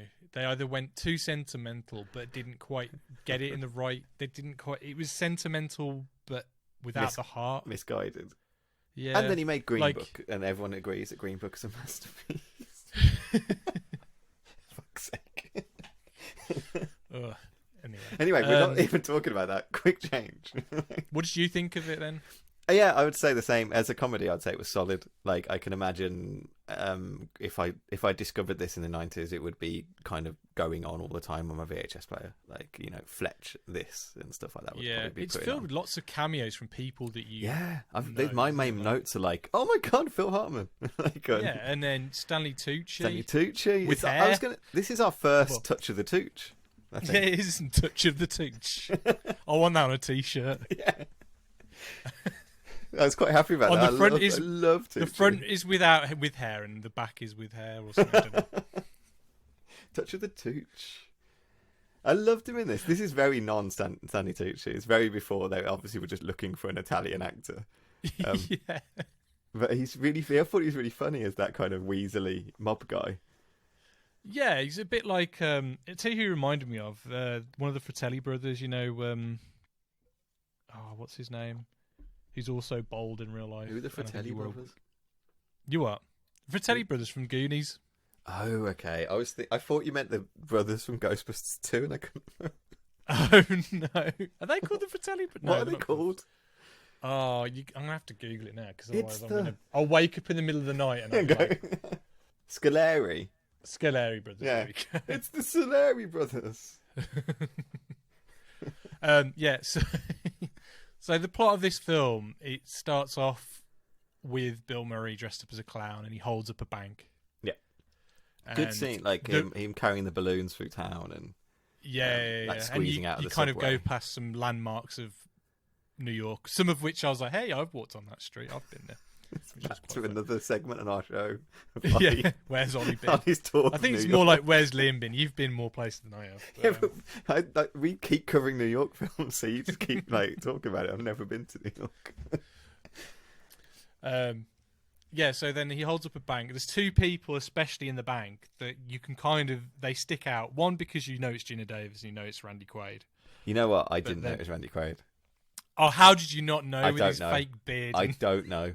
Like, I don't know. Not even when he was like screaming, like "Get me out!" I didn't realise it was Randy Quaid until they meet by the phone, and I was like, oh fuck, that was Randy Quaid. How didn't I realise that was Randy Quaid? I mean, you know it's Geena Davies. Yeah, she's about 8 foot tall. Yeah, I assumed basically. I ignored that character, the Randy Quaid character. I forgot he existed. He went out the film, and then I just assumed it was a two-piece, like Geena Davies and Bill Murray were robbing the place. Right. And it wasn't until then they appeared at the phone. I was like, oh, this is when Randy Quaid comes into it. Oh shit, he was in the fuck. I'm an idiot. So yeah, Bill Murray takes all the people hostage, locks them up in the I don't know, the vault, I guess. I don't know, whatever. But then, the police then say what he demands, and he goes, I want a monster truck, I want a motorbike, a helicopter, and all this kind of stuff. They bring a monster truck, which I thought was quite funny. I loved the bomb. I loved how like the bomb looks so excessive on him. yeah, the bomb looks excessive. I love the fact though that everyone's cheering the police officer when he steps out of the monster truck. Yeah. And I love the hot dog guy coming in to take advantage of the crowd. And he's like, that was one bit. I love that bit though, where they're all like loading up their guns, and then it cuts to the hot dog. Then it cuts to mustard on the hot dog. Yeah, I was really laughing at that. And I loved Bill Murray on the phone at this bit because you don't ever see Bill Murray as kind of, he's always the hero really. But he's the hero in this. Yeah, he is. But at the beginning he's not like, because at the beginning and I loved him like. He has a go at the guy at the bar for what you double negatives and yeah, but he's still a likable criminal though. Yeah, isn't he? He is. You're still kind of rooting for him to get out. Yeah, you are definitely. And you're like wondering how he's going to get out. And basically, so he's got all these demands for like all this stuff. This is one thing I was going to say as well.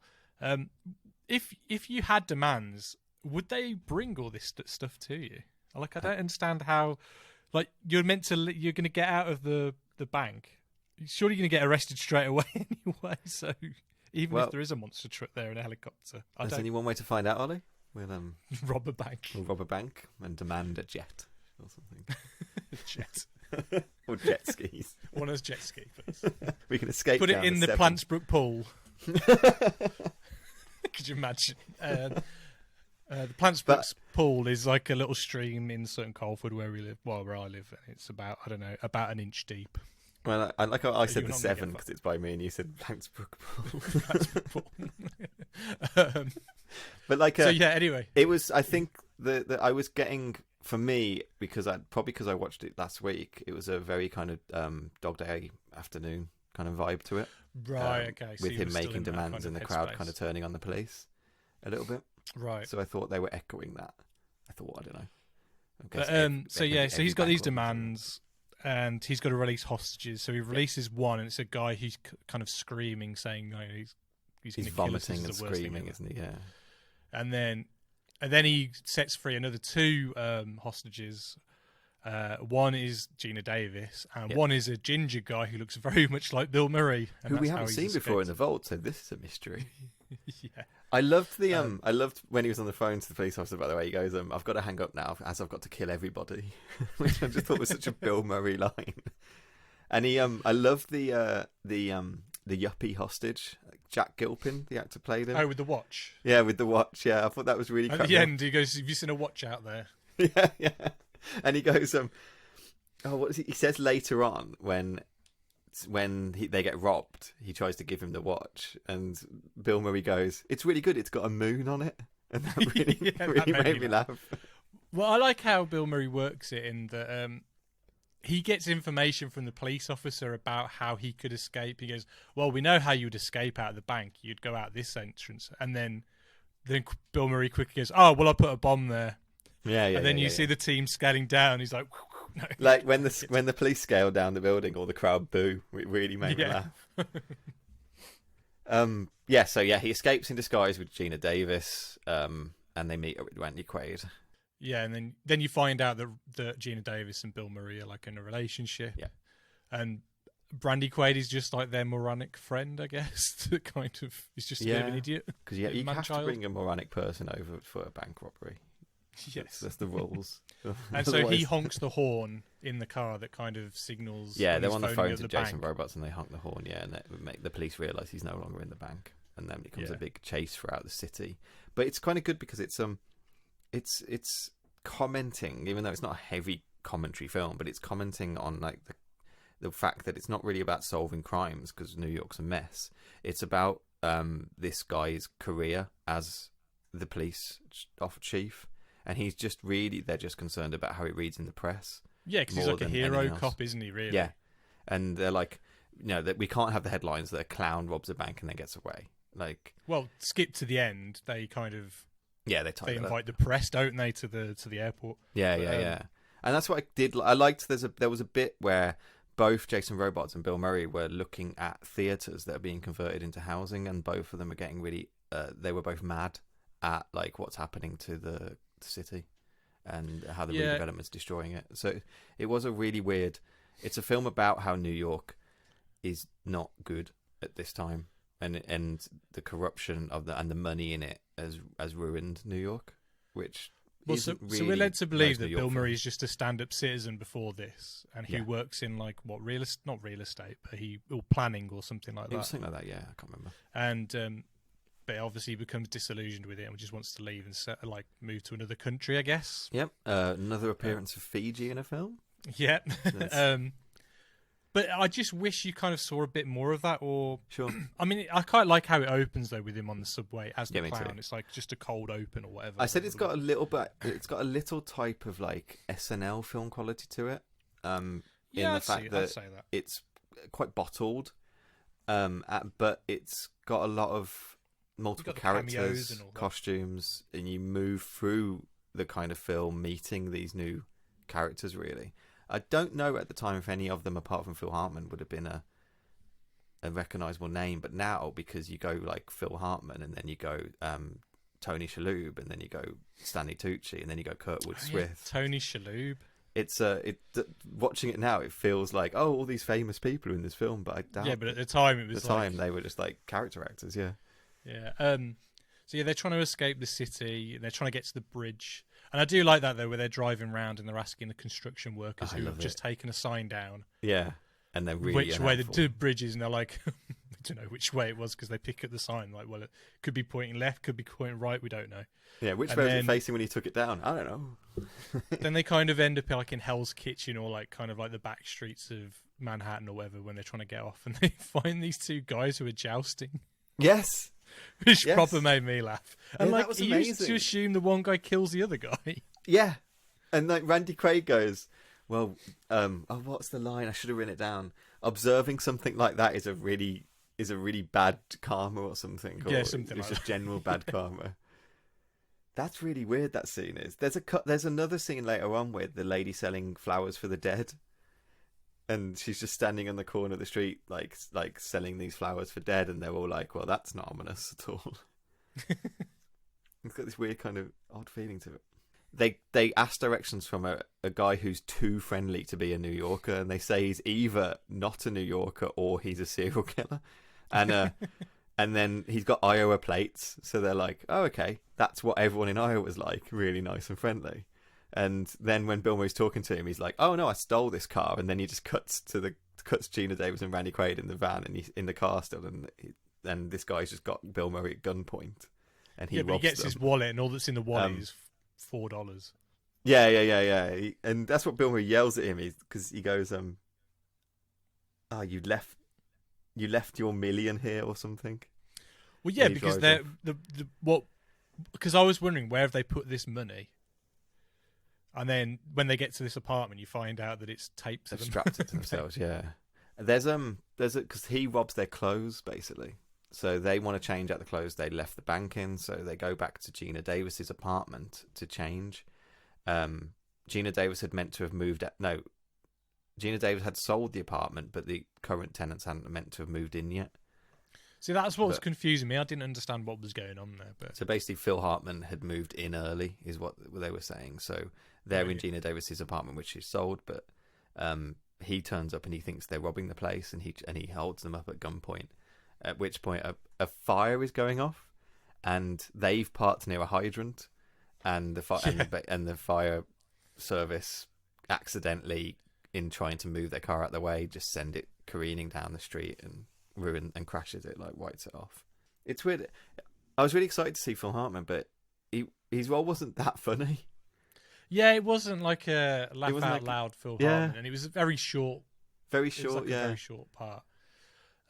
So which bits after that is it? They're trying to get the taxi. Yeah, so then they try and hail a cab, and they end up finding Tony Shalhoub in one of many, many, many immigrant roles of Tony Shalhoub's career. Yeah, where he plays a taxi driver. Yeah. Like, I find it weird that you'd get in a taxi and not say where you want to go straight away. They're sitting in the taxi for a good 2 minutes before he goes, where do you want to go? And like, oh, the airport.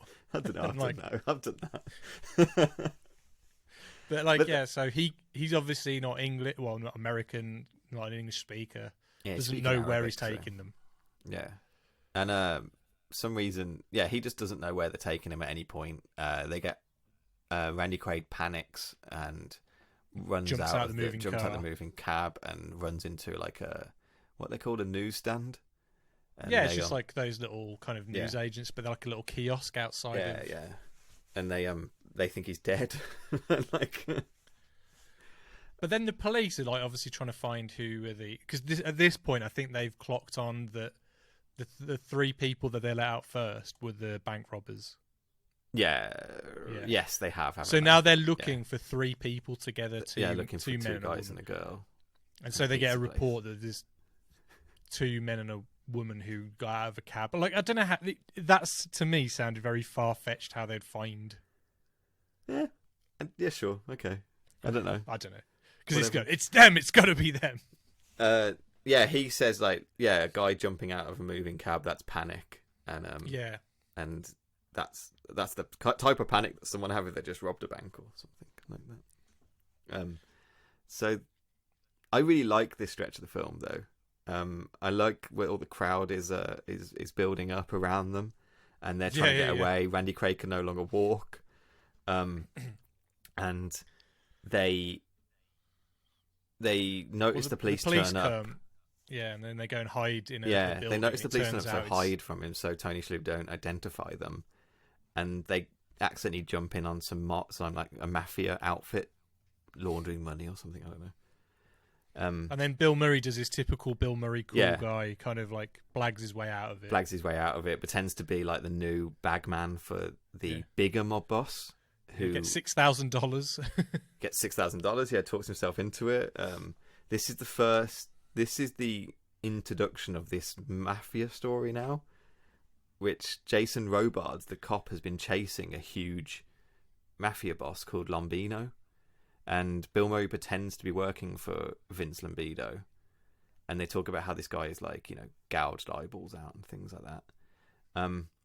They leave the mafia place, having pretended to be Lombino's bagman, see the bus, try and get on the bus, and the bus driver won't let him on without exact change. He's the most anal bus driver ever. I thought he's played by Philip Bosco, which is a bit of a kind of a seasoned character actor. I thought he was really good in this role. No, yeah, he was very good. And I like it when he goes into the news agents and like the woman's like taking ages. Scene, and the woman is taking forever.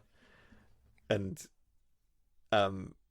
there's a bit where she's asking for like decaf coffee, and Bill Murray's just staring behind her, like staring absolute daggers into her soul. Yeah, but he's trying obviously not to be too obvious. Yeah, because the cops are behind him. Cop behind him. And like when he's packing the bag as well.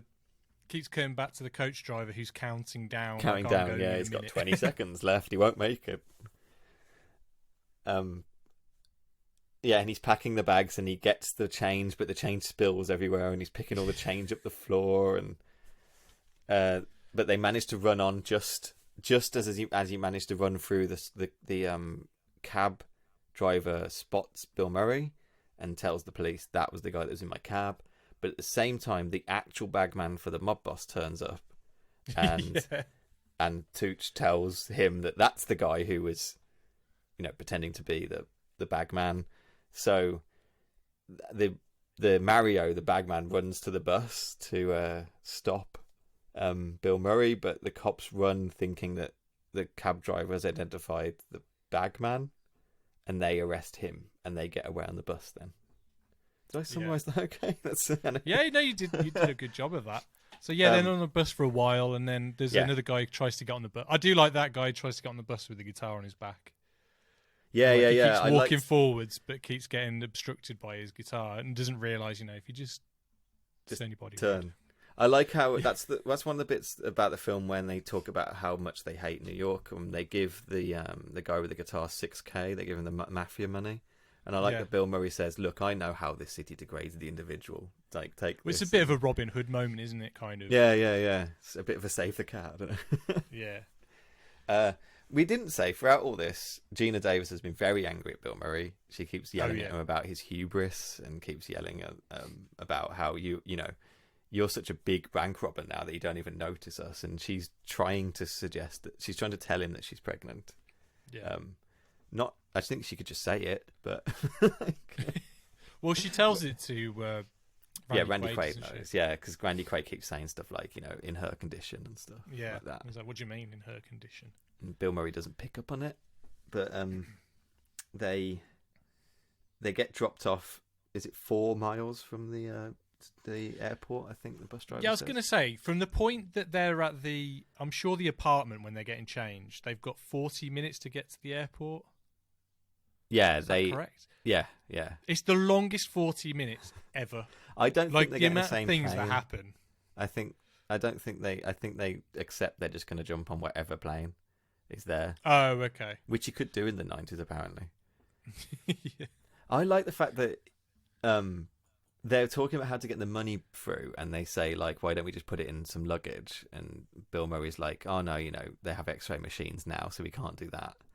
And he moans about the terrorists having ruined, like, the ability for bank robbers to get away on planes.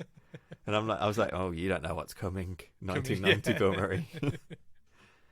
And yes, where are we? Yeah, so they drop off in the middle of absolute nowhere, and that's when they all start trying to attack each other, and they're all getting angry, and they see the woman selling flowers, and they're trying to make it to the airport, and Randy Quaid can't walk, and then out of like the shadows comes one of those little luggage carriers for JFK. Yeah, they start sitting in the back of them. And they all just jump on that and get like a little journey to the airport. And that's when like she reveals she's pregnant, or Bill Murray works it out. And says she's not going to get on the plane with them. And yeah. At that point, the cops have picked up on the fact that they're on a bus. I did like the scene where Jason Robot's having a go at the cop because they're torturing the cab driver. And he's like, I said, get an interpreter. And he said, oh, I thought you meant get an interrogator. And I like how they keep saying about, Bill Murray says it as well, like, about the cab driver. They're both like, he's probably come to this country from some horrible place and now you're torturing him. And he's trying to be a good working man, and they don't even know what language he speaks or something. But they managed to translate that he's saying that he's on a bus, and they start stopping all the buses. Then it gets a little confusing for me, but so Randy Quaid is like, I've got to get this money off me. I can't have it on me anymore. So they go to the toilet, don't they? Mm-hmm. And then they obviously take off all the cash, and then there's that awkward kind of like bit where they're kind of obviously making fumbling noises, and he's like screaming in the toilet, and you can see two pairs of legs. And then there's a guy in there washing his hand going, "Oh, what's this going on in here? I don't want to be a part of this. It's disgusting." I did like what you guys like. You can have this town. Another kind of like shitting on New York town. Then the cops are at the airport. But it's revealed that the mob boss Lombino is also at the airport. Who is it who plays? It's the guy from Kurtwood Smith. Yeah, it's the guy from RoboCop. Yes. What? No, RoboCop 1 or 2. Yeah, 1, the villain from RoboCop 1. Isn't it? And he's also, isn't he in he was in a sitcom for years. Was it 60s Show? Yeah, I think so. But yeah, another character actor that you've seen in 100 things. He's pretending to be a guy called Russ Crane, but he's clearly he's a mob boss. At that point, you don't know this, but the bagman has kind of flipped on the mob boss, and you think the police are there still chasing after the bank robbers, but they're not. They've come to chase after the mob boss. And they get on the plane, and they're sitting behind the mob boss, and Geena Davis isn't there. So Bill Murray decides he's going to get off the plane to go be with Geena Davis rather than fly away, and Randy Quaid has to go on his own. But at that point, the chief, Rotzinger, boards the plane, and Bill Murray realizes that they're here to go after Lombino and not him. So he joins in with the arrest and helps them arrest the mob boss. And then when they tackle the mob boss to the floor, Geena Davis comes out, and Bill Murray's on the floor as well. She thinks, oh, they've caught Bill Murray. She holds her hands up, and he's like, no. Yeah, he's like, no, we just helped arrest this mob boss or something. Well, I like how the woman uses the bag, I think, to kind of to hit the police. She's hitting him with the bag for the money, and Randy Quaid's trying to get the bag off her. He sees the money poking out of it. Grabs it off her. They arrest the mob boss. The police chief comes back in and asks for Bill Murray's name to give an accommodation. He gives a fake name. That sounds a bit like one of the aliases he gives when he's on the phone. Yeah, that's what right. Was it again? Oh, because he first called Chip. Yeah, because on the phone he says, "I've always liked the name Chip." Then Skip. And then no, actually Skip. Call me Skip. And then the name he gives on the plane is like a merge of them, but I can't remember what it is. Well, no, he says, "Call me Chip." No, I want to be called Skip. And then when he calls Chipowski or something like that on the plane. Yeah, that's right. And then he's like the police officer after, all the people are cheering him, and there's all the press there. Yeah, because then they make a remember high-profile arrest. I've got to give that, that accommodation to Chipowski. Chip. And then it ends pretty much. Yeah, and the press don't care about this bank robbery anymore because they've managed to capture this mafia boss, and that means Bill Murray and Geena Davis can fly off to Fiji and have great time with all their money, and they get away. I kind of wanted them to get away when I was watching. Yeah, because they make them to be that lovable kind of. It's a bit like Buster, the Great Train Robbery movie, where you kind of like. I mean, I know it's Phil Collins, but you kind of. Cheering him on to win. It's just one of those lovable roads, isn't it? Like the Italian Job, or Yeah, sure. That kind of thing. Like I was looking at the IMDb trivia, and you were saying that that it's a lot like Dog Day Afternoon. Okay. And apparently, Clown Day Afternoon was one of the taglines. Oh, okay. On the DVD or something like that. And also, apparently, when they were shooting in New York, they actually had, like, you know, like how we were talking about with Boys in the Hood. Yeah, they actually had gangs trying to say, you know, we'll be your protection, but you've got to pay us protection. No way. And Bill Murray was like, nah, no. But I think Bill Murray is really good in this. It's one of his finest, I think. Captures Bill Murray really well. Just that kind of, he's so jaded in it, and still funny. It's all that kind of deep, like, especially for 1990, that kind of it captures that kind of energy of him on screen really well. And I like him in it a lot. I think he's really good in it, and it works really. No, I agree. Like like don't get me wrong, I like The Man Who Knew Too Little and Life is Larger Than That, but he's a better version of that side of his acting, I think, in this film. Definitely. And he was obviously very attached to this one because, you know, he was a co-writer, he was a producer, he was a director, so this is a film that he very much obviously wanted to do. Yeah.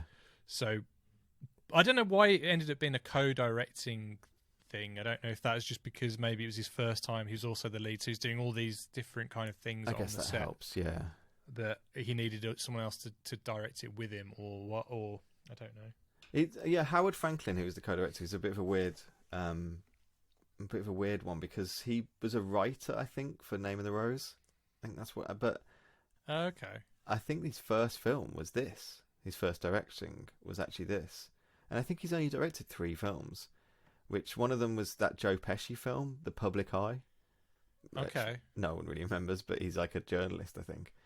And then Larger Than Life is the other film he did, which this is I think Larger Than Life was just him, Howard Franklin directing, whereas this is Bill Murray and Howard Franklin. And I think because you've got Bill Murray directing in this, I think it's a better directed film, and it plays Bill Murray better. Where really Larger Than Life, there's not much Bill Murray in that. That could be any actor, really. Yeah. And it could be anyone, just blah, and someone has an elephant, you know, really. Like, the one thing that Bill Murray's good at is doing long speeches. Yeah. Like in Meatballs, he does a few long speeches that kind of rally like the kids together. A lot of them. You know, he does it in Ghostbusters several times. He does it in this. You know what I mean? He's kind of got that kind of, like, he's kind of a guy that you want to kind of. He's not an authority figure or even like the smartest guy, but he's got this kind of, I don't know, this infectious kind of. He's one of these people that you want them to like you. You want them to respect you, and you fight for that a little bit. I think that's the energy of Groundhog Day as well. I think I didn't write this review. I think I've read it before for Groundhog Day, but it's a story of a man who thought he was a god, does become a god, and then learns to become a man. Yeah. And I think that energy of Bill Murray as a man who thinks he's a god is a lot of how Bill Murray is, especially in this time period, like Ghostbusters and stuff like that. It's that energy that I am the most important person right now, and all you are a little bit beneath me. Which is a weird character to put into romance like kind of view, but he is played as a romantic lead at this time. He's a romantic lead in Ghostbusters, really. Well, in the first one, yes, because he crushes on Dana, and then the second one he kind of becomes a surrogate father for Oscar and kind of mans up a bit, doesn't he? And like, it's weird because Ghostbusters 1, there's no arcs really in that film, but the second one you could at least say there is an arc to his character. Yeah, he kind of learns something and kind of grows. Scrooged, you got that romantic undercurrent as well. Yeah, he's again that grumpy kind. Well, not grumpy, but he's very like driven, isn't he, in that film? Yeah, and there's the girl that got away. I can't remember the actress's name. What's her name from Raiders of the Lost Ark? Karen Allen. Karen Allen, yeah. She's also in Animal House, isn't she? Yeah. And then this, which is just after them, him and Geena Davis, that is the romantic. That's the kind of through line of the film. Really, is their romance, and he kind of stops doing that then until Lost in Translation, I guess. Well, that's the thing. That's what I was trying to say. You get this build up of him as his romantic lead. Groundhog Day nails it, and he doesn't really go back to it apart from then Lost in Translation, where he again really nails it. And what surprised me about Lost in Translation, watching it again now after watching all these Bill Murray films, was the fact that they have the energy of his romantic leads at this time period. He brings that back into his performance that I just think has been missing for a lot of that 90s. For whatever reason, I don't know what roles he was taking or what he was interested in doing, but he works. I don't know why it works. This is the same thing with Ghostbusters. No one can tell you why that film works, but he does work in this kind of cantankerous kind of romantic lead, and he's charming, and you want that out of him. You want he's interesting in that way, I think. I'd say the one thing that I don't know if this helps Bill Murray in that respect is that he looks like a normal guy. He doesn't look like, he's not Harrison Ford, who looks like a yeah, sure. Who looks like a Hollywood actor. He just looks like a guy you'd pass on the street. Do you know what I mean? He's kind of got this everyman quality to him. Yeah, especially in this time period, he's even got proper receding hair and stuff, and it just looks good. You know. And I'm not trying to say he's an ugly guy or anything. No. He is, but he's just a dude. Do you know what I mean? And he's just kind of, I think that's what people kind of are attracted to him by. He's not an everyman, but he has that quality. Yeah. But because his bravado isn't that of an everyman. It's exactly. I'm larger than life, kind of.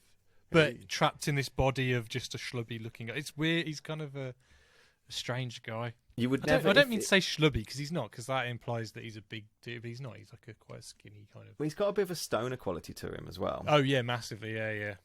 And I guess that's schlubby a little bit, but from Caddyshack and stuff like that, where he's smoking that giant spliff, and especially his character in Stripes, because he's kind of like that kind of guy who doesn't know what he wants to do with his life. Which I thought, because you watched Stripes. Mm-hmm. His idea to become, maybe I missed it, but his idea to join the army kind of comes out of nowhere, and all of a sudden that's his. And then he just spends the whole time just trying to kind of go against it all. Yeah, basically. And he talks Howard Ramis into it for so easily. It's like Howard Ramis is teaching, and then all of a sudden he goes around to visit his friend, and he's like, "I'm joining the army. Do you want to come?" And then next thing they're enrolling. Yeah, sure, yeah. Join the army. And Ramis gets annoyed with him for talking him in. And it's like, but he didn't really talk you in. He just said, "I'm going to do it. Do you want to do it?" And he's like, "Yeah, right then." Right, yeah. Why not join the army? It's totally the script totally just goes, whatever. We need to get them in the army. Just get them there. What did you think of Stripes? I enjoyed it. I think I might enjoy this film more than Stripes. Oh really? Yeah, this is a better film than Stripes, I think. But it holds up enough for an 80s comedy. Yeah. There's some questionable bits in it, obviously, a lot of 80s comedies. But it's funny how films like Police Academy definitely took kind of the model of this, I think, of Stripes. Sure. To make Police Academy. Yeah. Because you've kind of got Steve Guttenberg, kind of his enrollment into the police force. Steve Guttenberg's got a bit of that same quality, hasn't he? Oh yeah, just not as good. No. But definitely you could see that they kind of were on a similar kind of. But Bill Murray's definitely funnier than Steve Guttenberg. I think we've said it earlier with Batman. I think Keaton and Bill Murray are the two people that, for me, really feel like are the same wavelength, and the same quality and stuff. They've had very similar careers, weirdly. Keaton's very much tried to shy away from being the love interest, though, or whatever, hasn't he? Apart from he did do Multiplicity, which was the follow-up to Groundhog Day. Yeah, it was, wasn't it? Yeah. Yeah. Good point. Same director. I watched that recently, and some of the effects in that don't hold up, but it's not. It's a good film, but again, it's got some really bizarre choices of humour. Got some 90s humour in it, unfortunately. Yeah. I haven't watched Multiplicity since I saw it in the cinema, maybe. Oh no, I must have seen it on VHS at some point. I definitely didn't have it on DVD.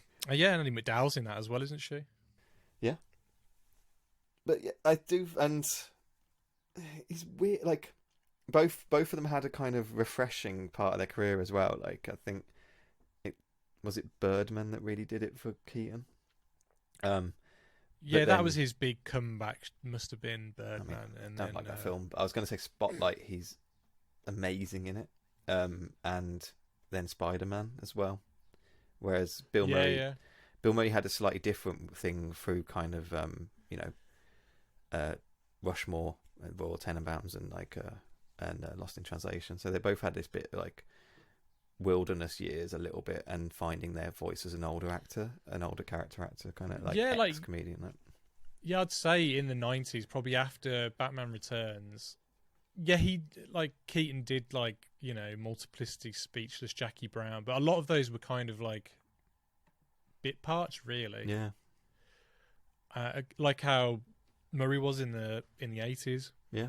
And then finally came back. It's like, I don't know what spurned him off or whatever, but he kind of did White Noise in 2005, and that White was Noise when 2 wasn't it, actually? No, it was the first one. Was it the first one? And that was like his first lead role in a long time, I think. And then he ended up in like Toy Story and then he started doing bit parts again, like in RoboCop and Need for Speed, and it's like built a confidence in him again or something. Yeah, because he was in Birdman, as you said, Spotlight, The Founder, Spider-Man, Dumbo. Was Keaton's first film was one of those comedy films, wasn't it? Was it it's not in my head. Kentucky Fried Movie? Is that the one? That's his first one? Or is that Val Kilmer? I think that's Val Kilmer's might be Top Secret, I don't know. Top Secret's the one I am thinking of, and Mr. Mom was the film that kind of made. Yeah. God, I didn't know he was in Morbius. I don't know what Morbius is. You know, the vampire one. Yeah, so you must be playing Birdman. The Vulture in that then. Right, so what would you give Quick Change out of 10 then? 10 out of 5. Out of 10? I'm not good at rating things anyway. Don't give me 10. I 3.5. It's a solid comedy, and I enjoyed it. And yeah, I'd give it about a 3.5. I think it's a good. What are your top 5 favourite Bill Murray roles again? Then would you say? I don't know what my favourite Bill Murray roles is. I can try and think. I haven't even thought of that. I mean, Lost in Translation, I said it 100 times. Groundhog Day, Lost Life Aquatic, Ghostbusters. What would be the 5th? Did I say Rushmore? No, you haven't said Rushmore. No, so Rushmore would be the top 5, yeah. Not Dumb and Dumber 2, where he plays Ice Pick. I forgot he was in Dumb and Dumber 2 until I was looking earlier. But that just shows what kind of an actor he is. He'll just turn up for a bit part to play like a joke in a. But then, him as Bunny in Ed Wood is an amazing role. He does it really fantastic. Well. I'm trying to think what my favourite. I'm definitely Ghostbusters. That's a given. Groundhog Day. I kind of want to say Kingpin because I think he's so good in Kingpin. He is really good in Kingpin. So good. I'm trying to think what my favourite Wes Anderson film is. I love Life Aquatic. I mean, that's the only one where he's been the lead, correct? Yeah. I mean, you could argue Rushmore a bit, but yeah, Life Aquatic is the only one he's the absolute lead. Yeah, Moonrise Kingdom. He plays the dad of the character that runs away. Correct? I can't remember. Yeah. Budapest. He's just the He's just another concierge, isn't he? Concierge, yeah. Yeah, it's got to be Life Aquatic then, really, hasn't it? Because that's like a fully rounded character. Yeah. I love the end of that film with Queen Bitch playing and him marching is the best ending to a brilliant. Film in the world.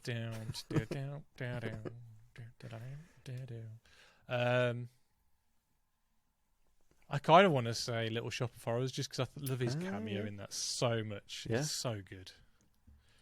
Just when he's putting all the swabs in his mouth because he's just getting ready, and like Steve Martin just is so baffled by this guy who's so willing to inflict pain upon himself. Yeah, because he's just really turned on by the whole experience. I wonder who played, if that part was a character in the original. Yeah, that part is Jack Nicholson. Oh, is it Nicholson? Yeah. But I wonder if he's playing a guy who's turned on by pain. No, it's different. It's different. All right. So, should we call that a wrap for today? Yeah, that was good. Like, it's nice kind of, after doing the whole night, is to kind of look at another film from this, and we didn't touch on Bill Murray in any other film and stuff like that, and he, as you say, for me, an actor that means a lot to me, and I go out and look for his films. Agreed. So. I mean, you know, I've got T-shirts of him, as I said, I've got toys, I've had posters of him on my wall. Like, he's always been like a major part of my film-loving life, I guess. So next week we're going to do a similar sort of thing as well. So in similar sort of vein, next week we're going to do another kind of standalone 90s film. And whereas this one we were looking at Bill Murray, what we're actually going to do is go back and look at a film that we've both seen and just like reevaluate it in the spirit of the 90s, really. So we're going to be looking at Batman Forever. But maybe I can't wait to rewatch this film. No, me too. I think it'd be nice for me to look at it as a film from the 90s, not a film as a follow-up for Batman Returns. Yeah. They're very different things. As its own entity, you mean? Yeah, as its own entity almost. I mean, I'm going to like lay it down there. I'm going to watch Batman and Robin as well, because I think those two are just kind of... off a piece. Yeah, they're of a piece. It's like the fries with your burger. It's kind of like you have to have the two together. Which one's which? Oh, I don't know. I think Batman Forever's the burger, maybe. It's got to be. It's got a bit more meat on the bone. Yeah. And we're going to look... As we've said it before, I loved Batman Forever as a kid, and it'd be interesting to see what I think now, because I haven't seen it in just forever. And yeah, that'll be next week. Oh, Liam, before you go, can I persuade you to take a sandwich with you? Yeah. Oh, it's a line from the film. Is it? It's the first line in Batman Forever is, "Can I persuade you to take a sandwich with you?" And then Batman goes, "I'll get drive-through." What? You'll see it. I don't remember this film in the slightest. I am so hyped, so I'm going to watch it now. All right then, so that'll about wraps it up for today. So don't forget, you can follow us on Twitter. We are at Adjust Your Track. That's with a YR, not a your. We're also on YouTube, Spotify, Apple Podcasts. Please rate, review and subscribe. We really appreciate any feedback given. Also, thank you to everybody who's listened so far. We really appreciate it. Yeah. Feel free to kind of have a little conversation with us. Tell us about what your favourite Bill Murray films are, your least favourite Bill Murray films are, all that kind of stuff. And so yeah, don't forget, if the picture's bad, always adjust your tracking.